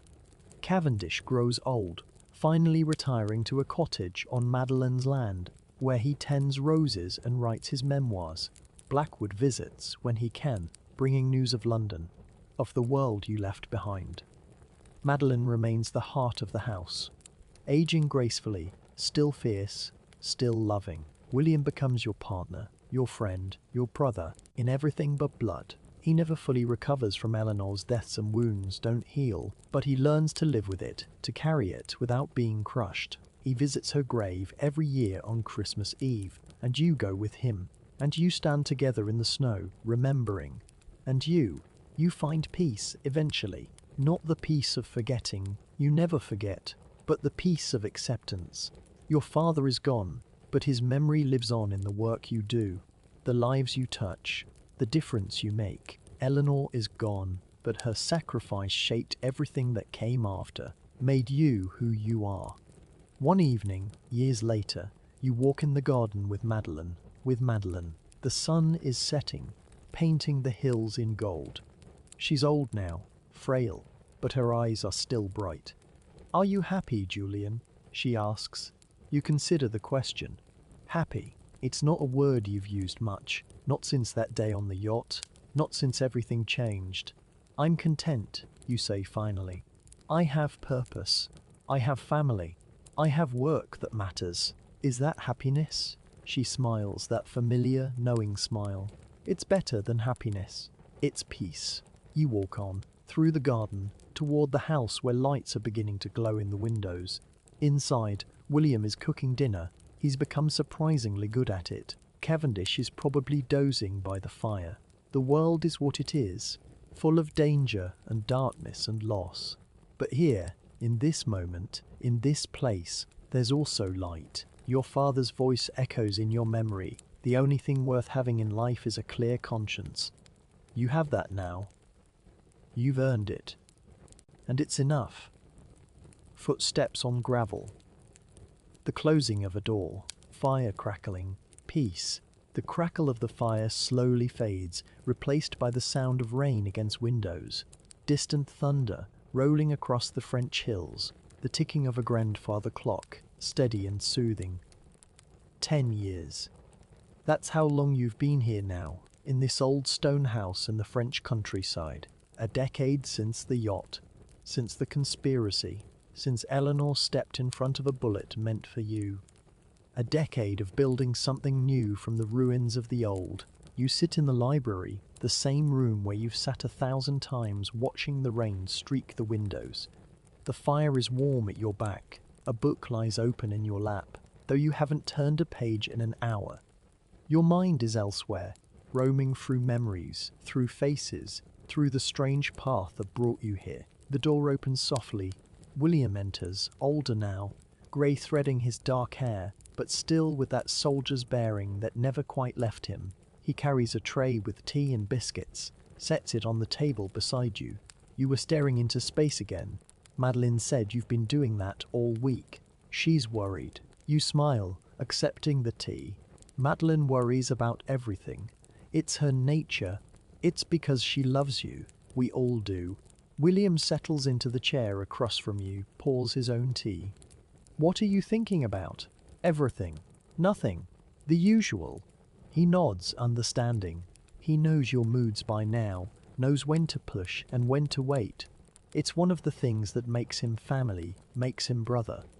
Cavendish's memoirs are finished, he offers. He wants us to read them, give our opinion, before he sends them to the publisher. That should be interesting. I wonder how he'll portray us. As heroes, probably. He's always seen us that way, even when we didn't see it ourselves. You sip your tea, considering. Are we heroes, William? After everything? He's quiet for a moment, staring into his cup. I don't know about heroes, but we're not the men we were. That counts for something. It does. You know it does. The angry young man who woke on that yacht, who wanted nothing but revenge, who would have burned the world to punish those who hurt his father. That man is gone. In his place is someone quieter, more patient, more aware of the costs of violence and the complexity of justice. The work continues, even after all these years. The network you built with Cavendish has grown, spread, become something larger than any of you imagined. People come to you now, the threatened, the desperate, the hunted, and you help them, not with violence, not usually, but with resources, connections, the kind of quiet influence that can change lives without anyone ever knowing. It's what your father would have wanted. It's what Eleanor died for. It's what gives meaning to the years. A letter arrives the next morning, brought by a rider who refuses to give his name, refuses to stay, disappears back into the rain before anyone can question him. The seal is familiar, a phoenix rising from flames. The same seal that was on the letter from the Home Office clerk years ago, the one who helped bring down your father's murderers. You break it open, read quickly. Your face must change because William is at your side in an instant, asking what's wrong. "It's Thompson," you say. "The clerk. He's in trouble. They found him out. Someone in the Home Office. Someone connected to the old network. He's fled London, but they're hunting him. He's asking for help." "Where is he?" "Calais. Hiding in a safe house. But it won't stay safe for long. He needs extraction, protection, a new identity." William is already moving, pulling on his coat, checking the pistol he always carries. "I'll go. I know Calais, know the contacts there. I can have him back here within a week." You shake your head. "Not alone. I'm coming with you." "Julian, you haven't left this house in years. You hate travel, hate cities, I hate letting down the people who helped us more." You stand, meeting his eyes. "Thompson risked everything for us. Without him, the conspiracy would still be running, still destroying lives. We owe him. I owe him." William holds your gaze for a long moment, then nods. "All right, together then, like old times, except the old times were desperate and dangerous and cost more than either of you want to remember. But William is right, together is better. Together is how you've always survived." The journey to Calais takes 2 days, through rain and mud and roads that seem determined to shake your teeth loose. You travel in an unremarkable carriage, with unremarkable clothes, attracting no attention. William handles the arrangements, the conversations, the endless small negotiations that travel requires. You sit back, watch the countryside pass, think about Thompson and what you owe him. He's older now, of course. You all are. The eager young clerk who smuggled documents out of the Home Office, who risked his career and his life to help avenge a man he barely knew. He'll be middle-aged now, perhaps with a family, perhaps with a life he's about to lose forever. The safe house is a modest inn near the docks, the kind of place where sailors drink and merchants conduct business, and no one asks too many questions. You arrive at dusk, the rain finally easing to a thin mist. William goes in first, scouting, while you wait in the carriage. He returns 20 minutes later, his face troubled. He's there, but he's not alone. Who's with him? His daughter. 18 years old by the look of her. He brought her when he fled. Couldn't leave her behind, he says. They're both in danger now. A daughter. Thompson has a daughter. You think of Eleanor, of what she sacrificed, of what her family cost her.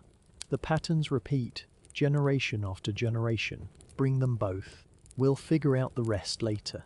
William hesitates. "Julian, this complicates things. One person we can move quickly, quietly. 2.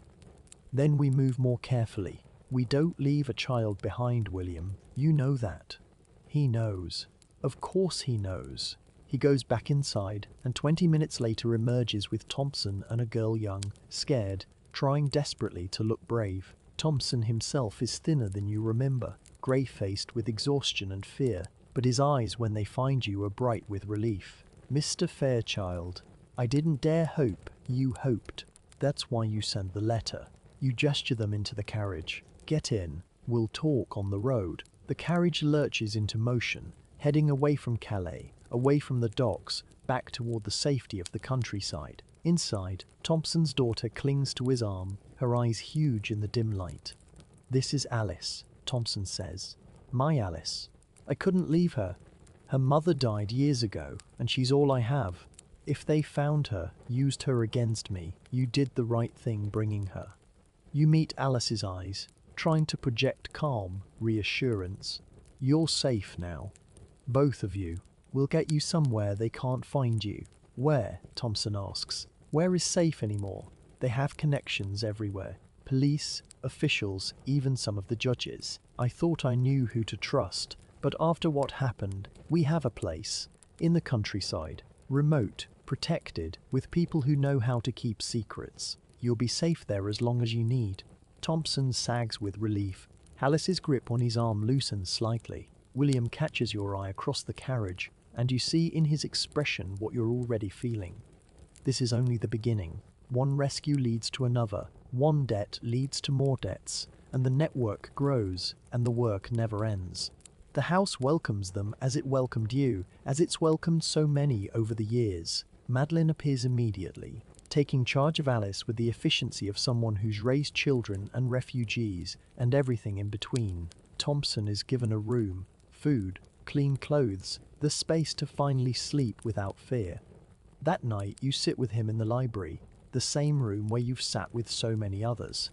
He's calmer now, the terror fading from his eyes, replaced by something like wonder.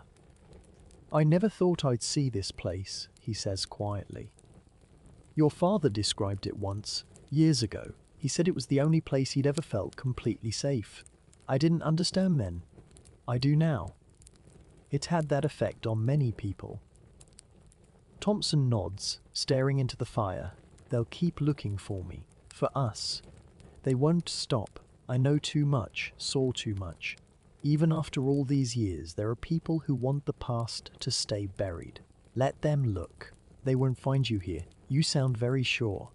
"I am. This house has hidden people for centuries. It'll hide you too." Thompson is quiet for a long moment. Then, "There's something I didn't put in the letter.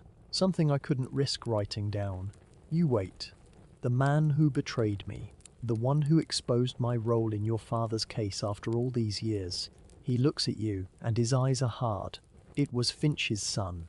Augustus Finch's boy. He's been working in the Home Office for years, under a different name, waiting for his chance at revenge. He's the one who found me, who set the hunters on my trail. Finch, one of the men in that bare room, one of the men who killed your father. The name sends a jolt through you, old anger stirring.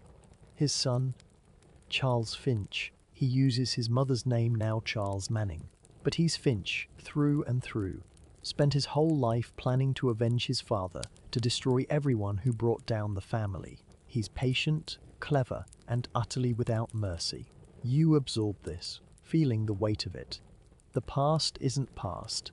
The enemies you thought defeated have children, heirs, successors. The war isn't over, it's just entered a new phase. Does he know about this place? About any of us? Thompson shakes his head. I don't think so. He knew about me because someone in the old network talked, I don't know who, but they gave him enough to find me. But the house, the network, the work you do, I never wrote about any of that. I kept it in my head, where it was safe. Good. That's good. You stand, move to the window, stare out at the dark hills. We'll need to find out more about him, his habits, his connections, his weaknesses. If he's coming for us, we need to be ready. And if he's not coming, if he's satisfied with driving me out, you turn back to Thompson, your face grim. Men like Finch don't get satisfied. They just get patient. He'll come eventually, and when he does, we'll be waiting. The investigation begins quietly, through channels no one would suspect. Cavendish, despite his age, still has contacts throughout England. People who owe him favours, who remember the old days. Letters go out. Answers come back, and slowly a picture emerges. Charles Manning, born Charles Finch, age 34. Educated at Oxford, like his father. Joined the Home Office at 22, risen steadily through the ranks. Now holds a position that gives him access to sensitive information.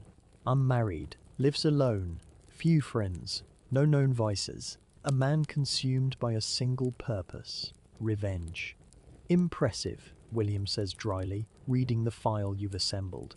In a terrifying sort of way. The man's built his whole life around hating us. He doesn't even know us. He just knows what his father told him, which was probably lies, filtered through grief and resentment. Does that matter? Hate doesn't need truth. It just needs fuel. He's right, of course. You've seen it before, felt it yourself in the early days after your father's death. Hate is easy. Forgiveness is hard. Understanding is hardest of all. We need to talk to him, you say. William stares. Talk to him. Julian, he's trying to destroy us. Because he believes we destroyed his family. Because he's been raised on a story that paints us as monsters. Maybe if he heard the other side, he won't believe you. He spent 34 years believing his version. One conversation won't change that. Probably not. But we have to try. Before anyone else gets hurt. Before this becomes another cycle of revenge, another generation lost to the past. William shakes his head but doesn't argue. He's learned over the years when you can't be moved. How do you propose we arrange this conversation? He's in London, surrounded by people who'd arrest us on sight. We can't just walk up to him and introduce ourselves. We find a way. There's always a way. The way comes through Cavendish, of course. He still has friends in unexpected places, and one of them, a woman who once loved him, briefly, impossibly has connections to Charles Manning's household, a servant, trusted, discreet, who can carry a message. You write the letter yourself, carefully, choosing each word with the precision of a surgeon. Mr.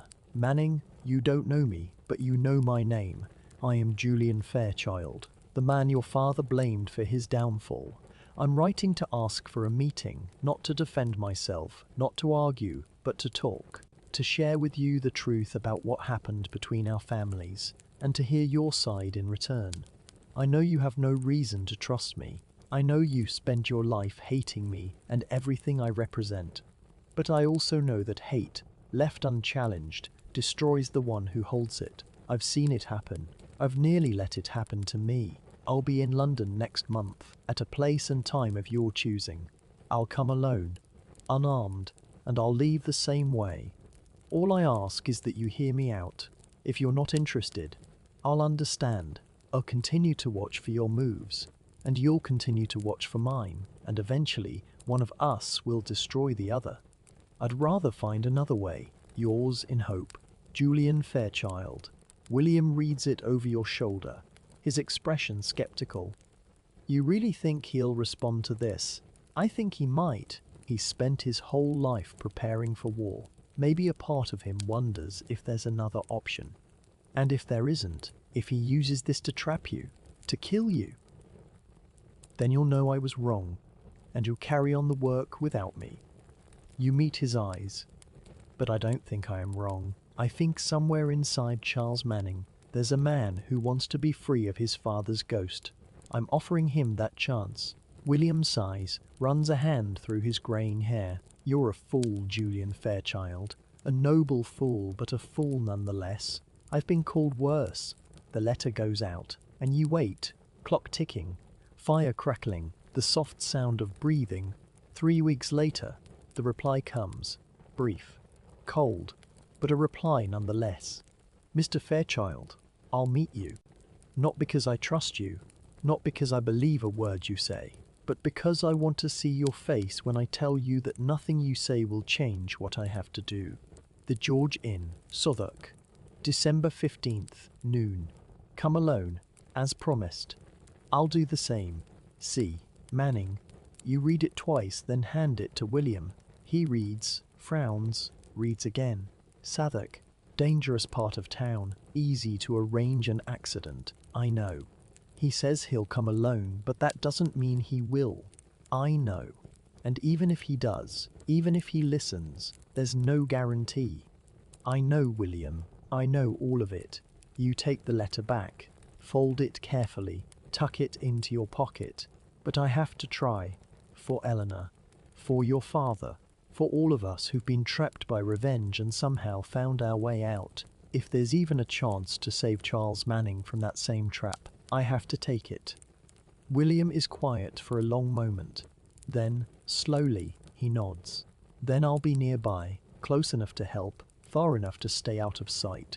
If anything goes wrong, you do what you have to do. I won't blame you. He meets your eyes, and something passes between you, years of trust, of shared danger, of love that goes beyond blood. You're the best man I know, Julian Fairchild. I hope he's smart enough to see it. December 15th dawns cold and clear, frost glittering on every surface. You make the journey to London separately from William, by different routes, arriving in the city as strangers, as ghosts. The George Inn is old, timber-framed, crowded with travellers and merchants and the usual bustle of a busy coaching inn. You find a table in a corner, order ale you don't drink, and wait. Noon comes and goes. You begin to think he won't come, that the letter was a trap, that William's fears were justified. Then a figure appears in the doorway, silhouetted against the grey December light. He's tall, dark-haired, with his father's sharp features but something softer around the eyes. He scans the room, finds you, crosses to your table without hesitation. "Mr. Fairchild, Mr. Manning, thank you for coming." He sits, waves away the serving girl who approaches. His eyes never leave your face. "I'm here, talk." And so you do. You tell him everything. Not the sanitized version, not the heroic narrative, but the truth. Your father's murder, the conspiracy, the evidence, the choices you made, the people who died, the weight you still carry. You tell him about Eleanor, about her sacrifice, about the brother who became your friend. You tell him about the years since, the work, the purpose you found. He listens, doesn't interrupt, doesn't argue, just listens. When you finish, he's quiet for a long moment. "My father wasn't a good man," he says finally. "I knew that even as a child. He was cruel, manipulative, capable of terrible things. But he was my father. He loved me in his way. And when he died, when you destroyed him, something in me broke. I understand. Do you? Do you understand what it's like to spend your whole life carrying someone else's hatred? To know that everything you are, everything you've built, is built on a lie?" You meet his eyes. "Yes, I do." Something shifts in his expression, recognition, perhaps. The beginning of understanding.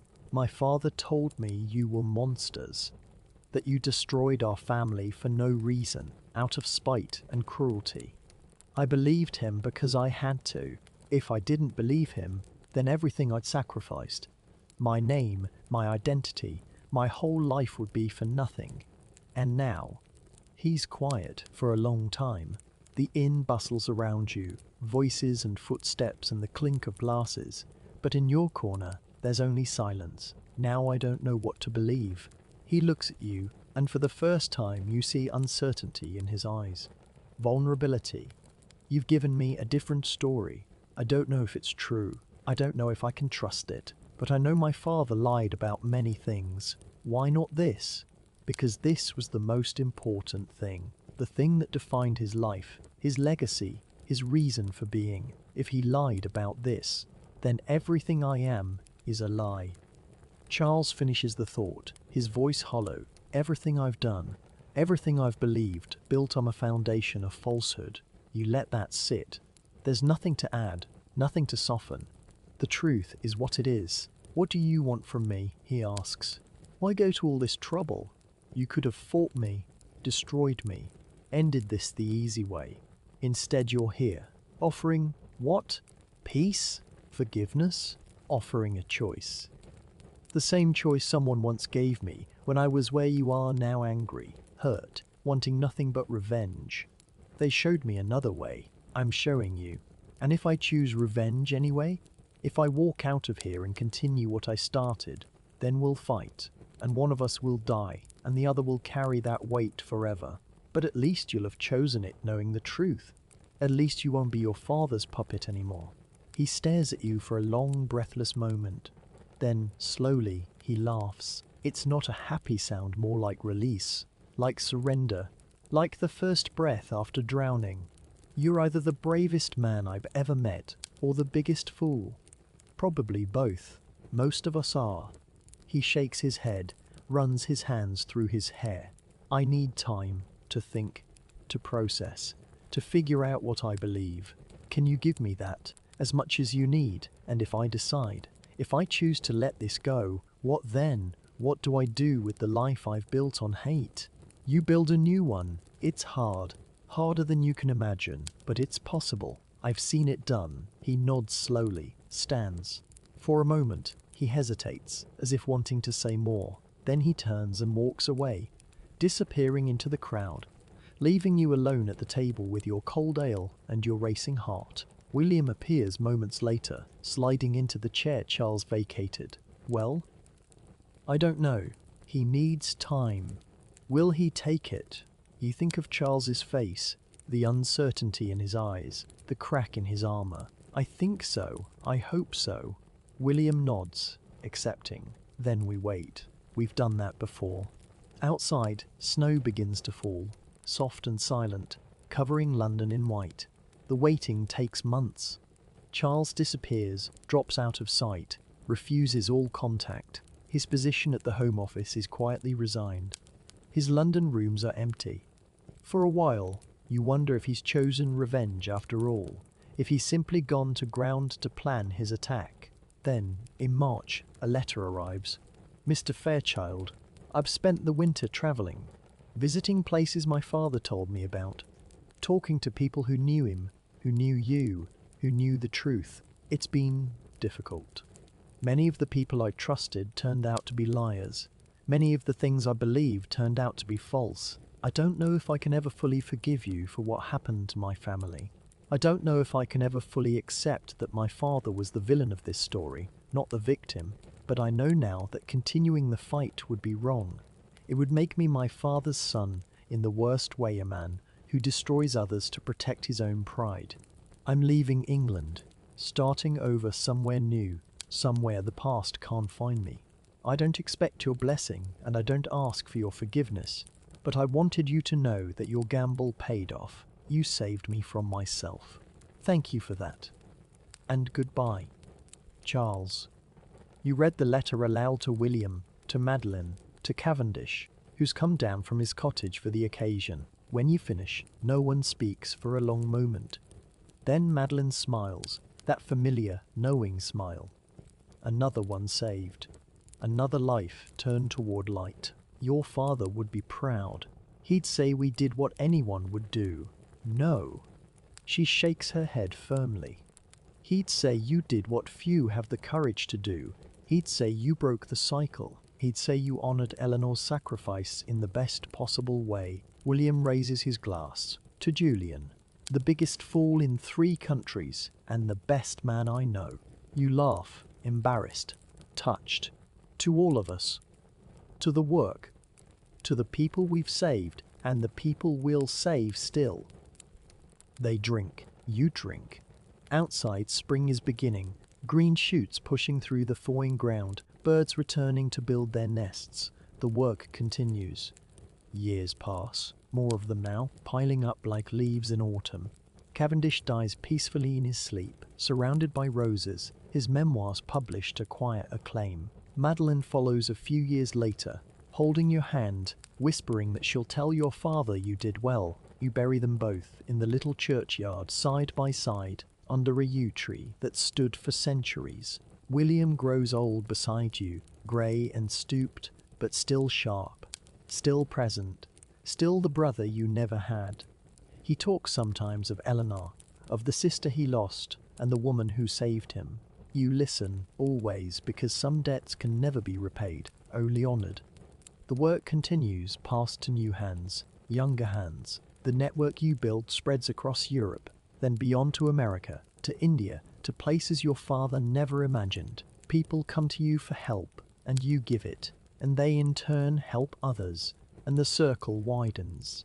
You think often of your father, of his voice, his lessons, his love. You think of Eleanor, of her courage, her sacrifice, her hope.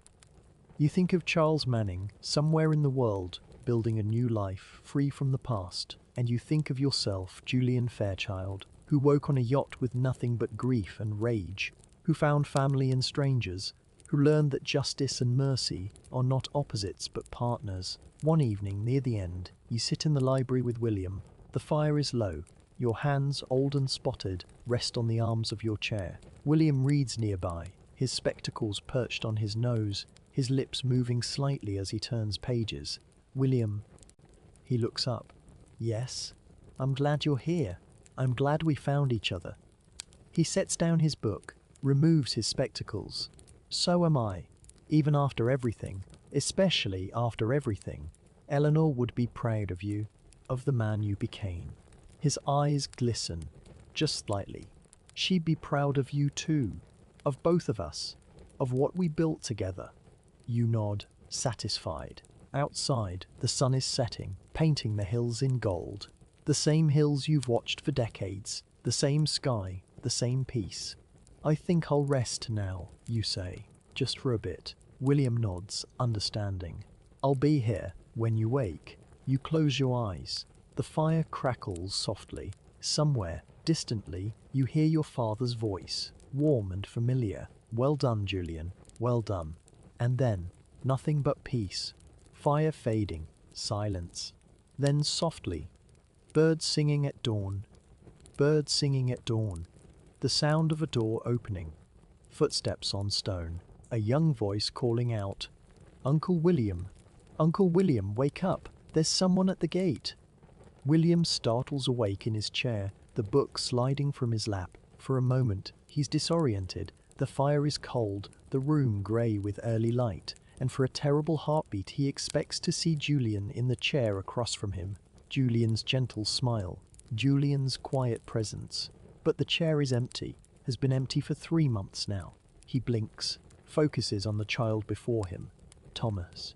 Julian's grandson. No, not by blood, but by every measure that matters. The boy Julian, rescued from an orphanage in Paris, brought here, raised as his own. 10 years old, with Julian's eyes and Julian's stubborn chin, and a heart already too big for his small body. What's that, Tom? Someone at the gate? A carriage, Uncle William. A fancy one. And a lady getting out. She's asking for Mr. Fairchild. But I told her Mr. Fairchild is. He stops, swallows. I told her he's gone. William rises slowly, his old bones protesting.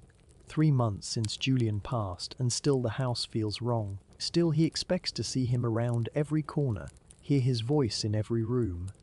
Grief, he's learned, doesn't fade. It just becomes part of you, like a scar that aches when the weather changes. Did she give a name, Tom? No, sir. Just said she needed to speak with the head of the household. I thought that was you now, so I came to get you. William pats the boy's shoulder, moves toward the door. You did right. Wait here, I'll see who it is.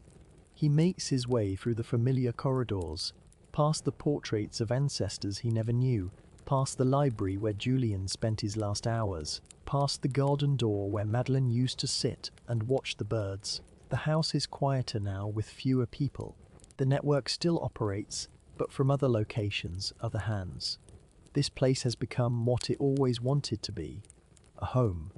The front door stands open. Outside, in the pale morning light, a carriage waits elegant, expensive, with crests on the door that William doesn't recognize. And beside it, a woman. She's young, perhaps 25, dressed in deep mourning. Black from head to toe, a heavy veil covering her face. She stands very straight, very still, like someone who's learned to endure.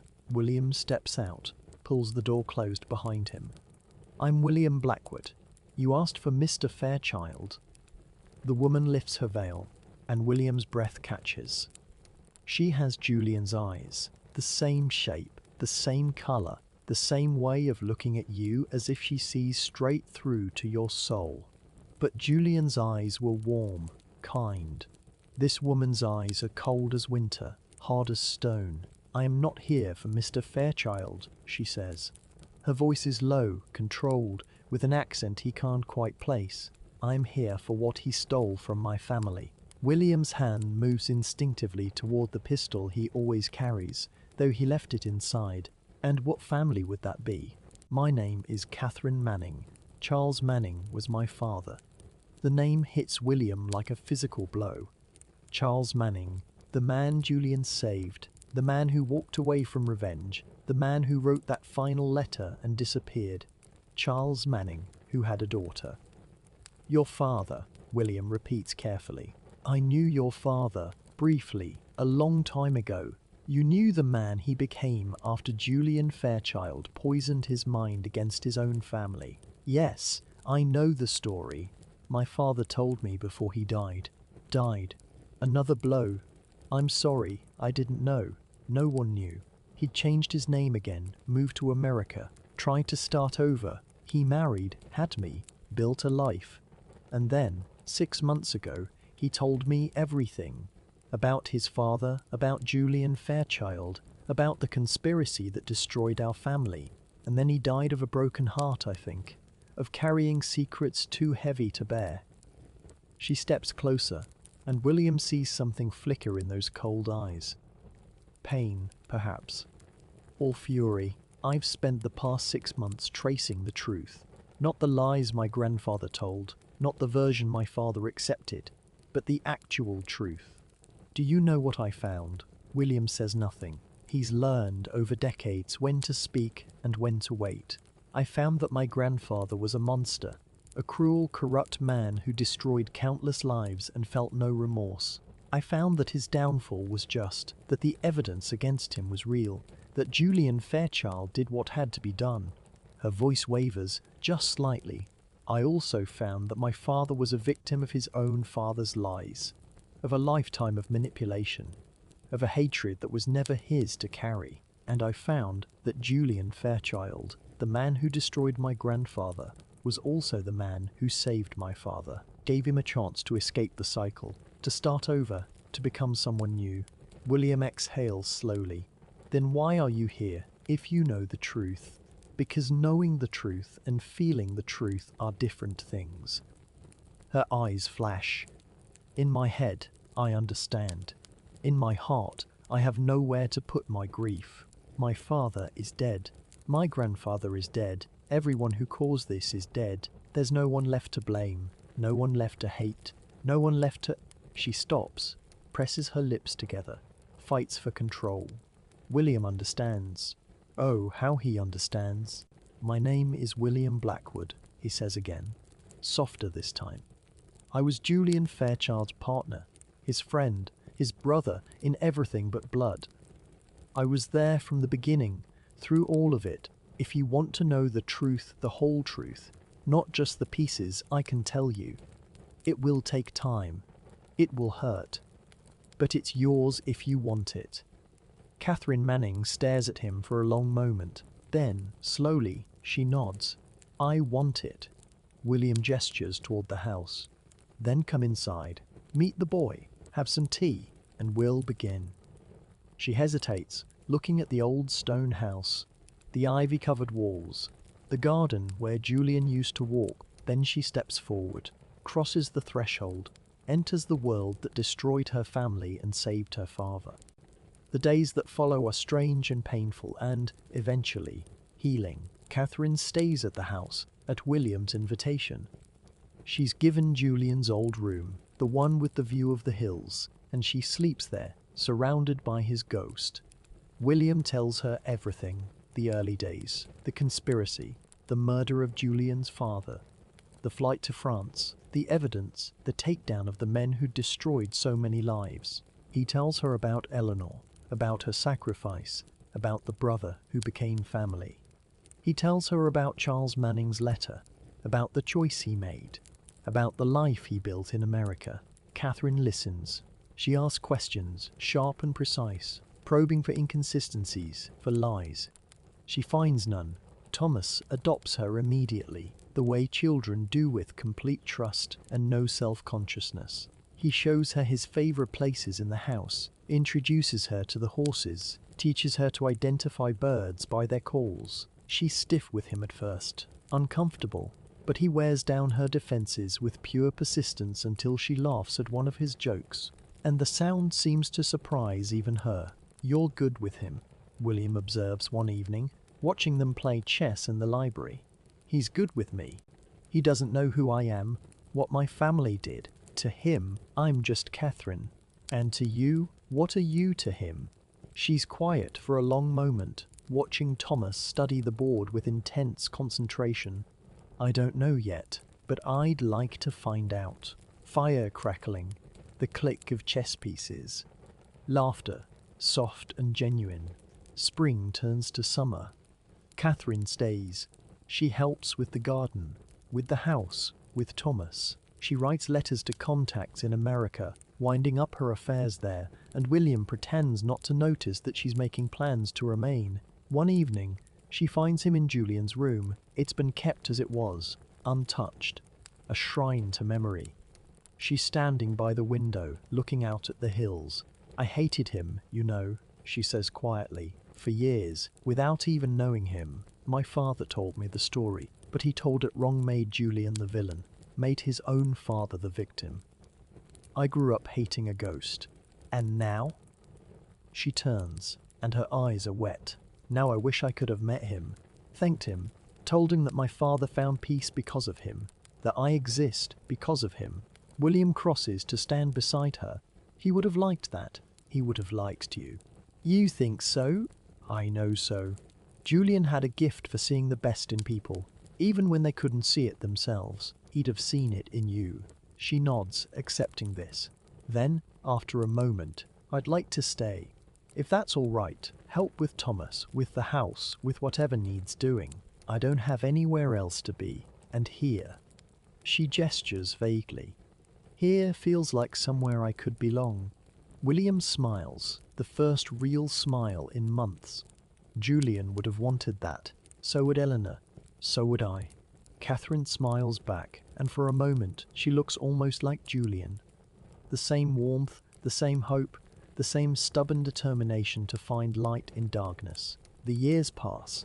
Catherine becomes part of the household, then part of the family. She helps raise Thomas, teaches him, loves him. When he goes away to school, she writes him letters every week, long, rambling accounts of life at the house, of the garden, of the old dog that sleeps by the fire.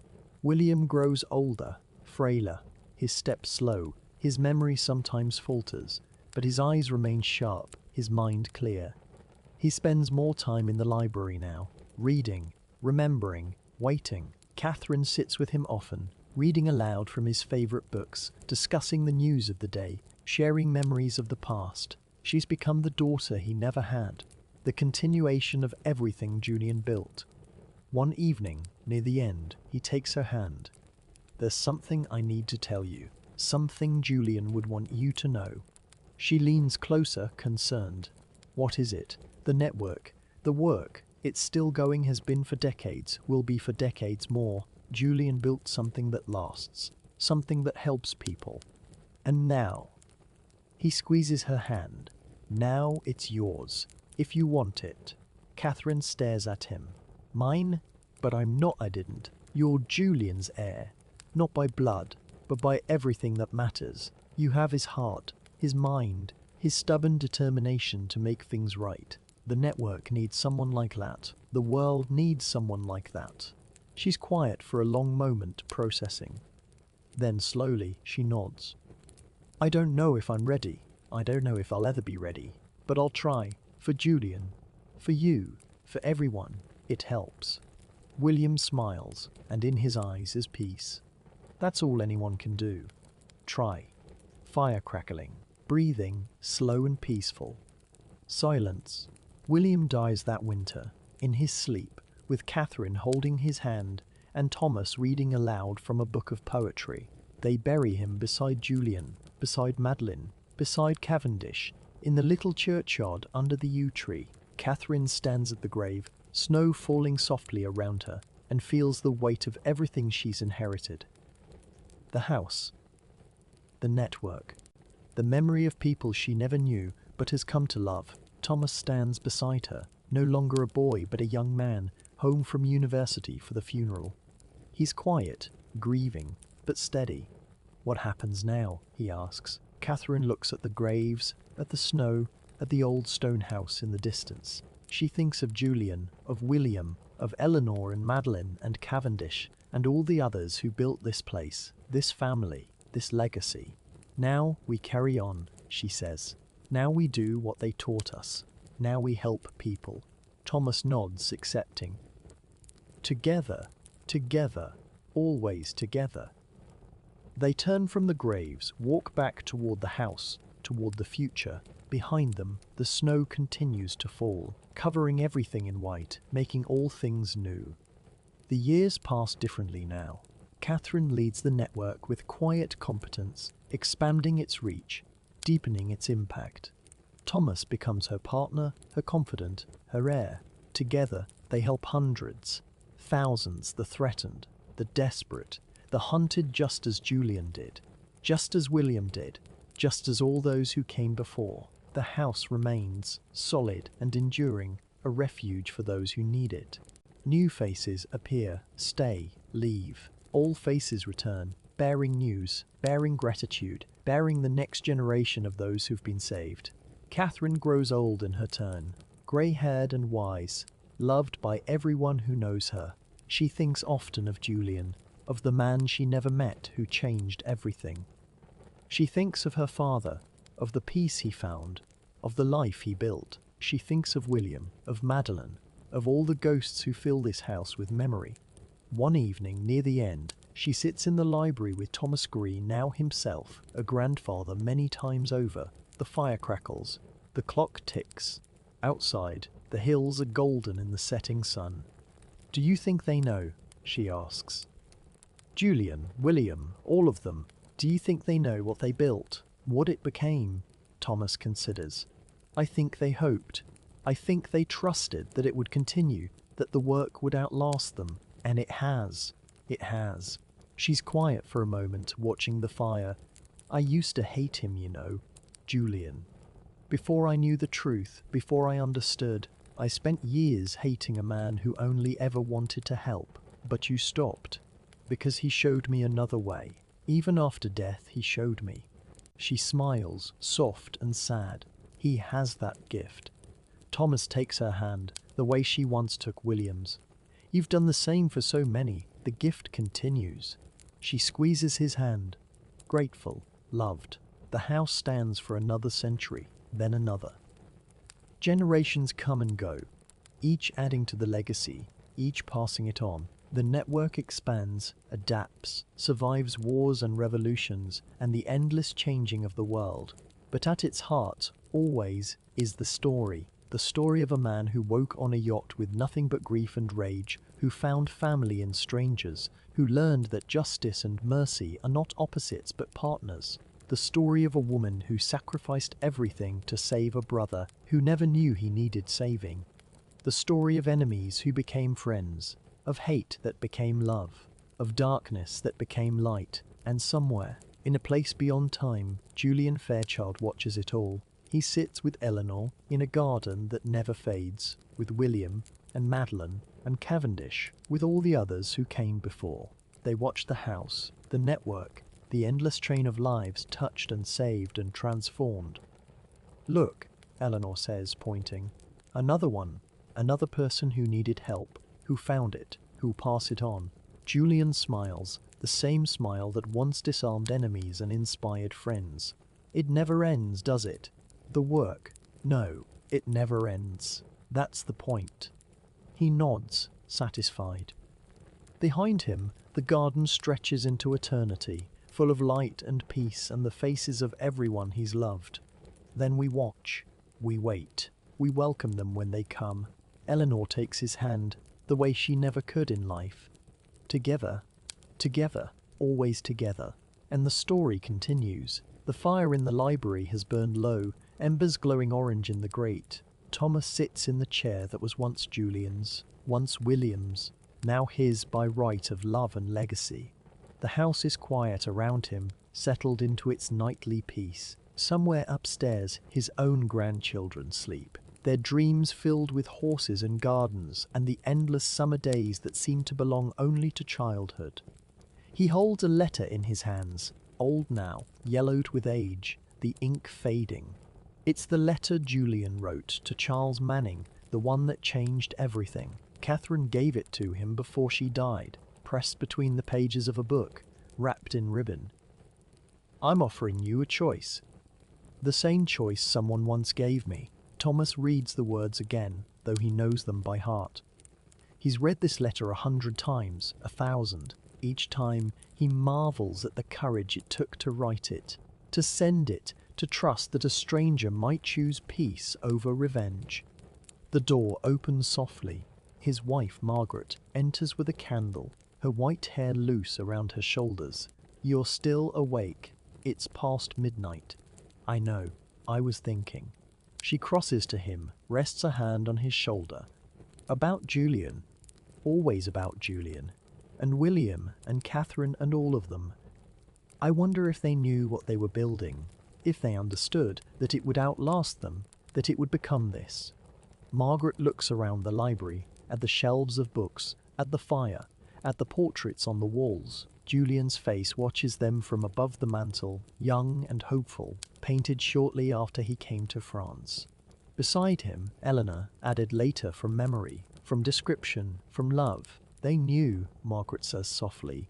They had to know. You don't build something like this without hoping it will last. Thomas folds the letter carefully, returns it to its envelope, tucks it into his pocket close to his heart. I miss them, even the ones I never met. I miss them like they were my own. They are your own. That's what family means, not blood but love. Not inheritance but legacy.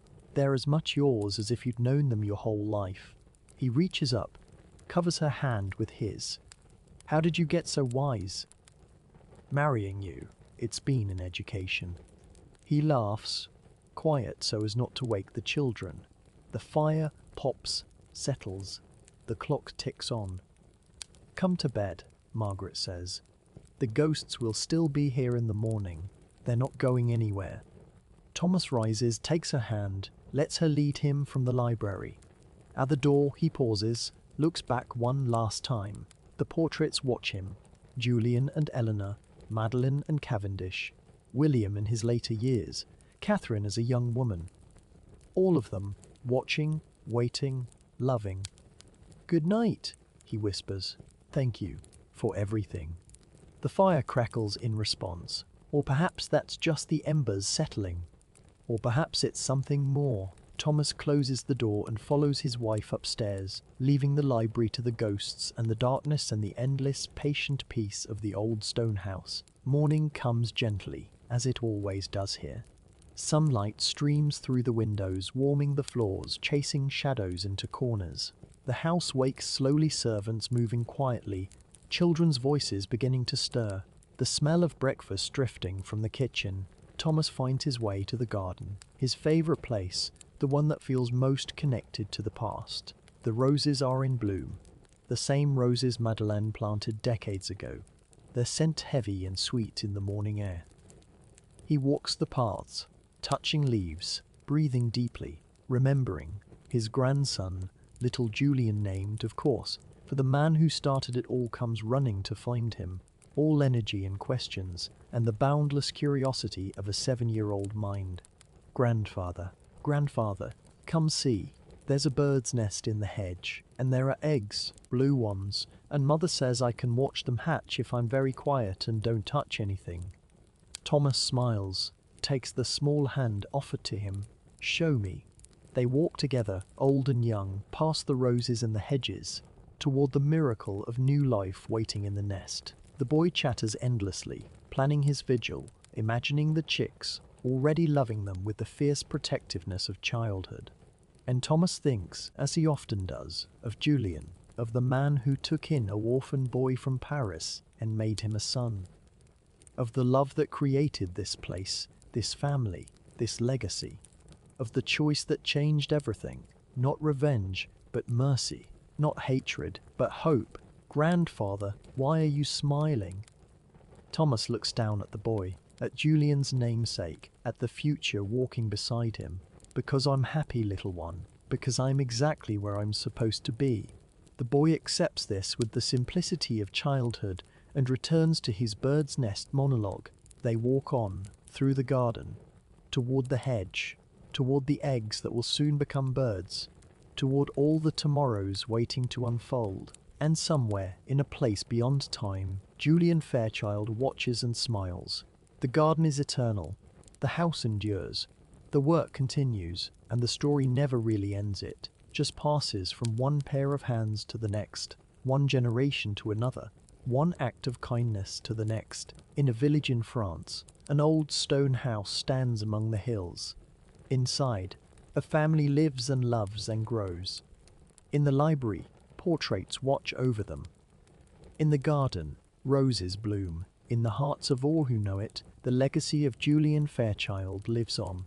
Not in monuments or statues or official records, but in the quieter ways, the kindness shown to a stranger, the mercy offered to an enemy, the love that binds one generation to the next. That's the real story. That's what endures. And it's still being written every day by everyone who carries it forward, including you. The fire burns low. The clock ticks on. The house waits, patient and eternal, for whoever will come next. And peace, deep and complete, settles over everything like snow, like sunlight, like the quiet at the end of a long and beautiful story.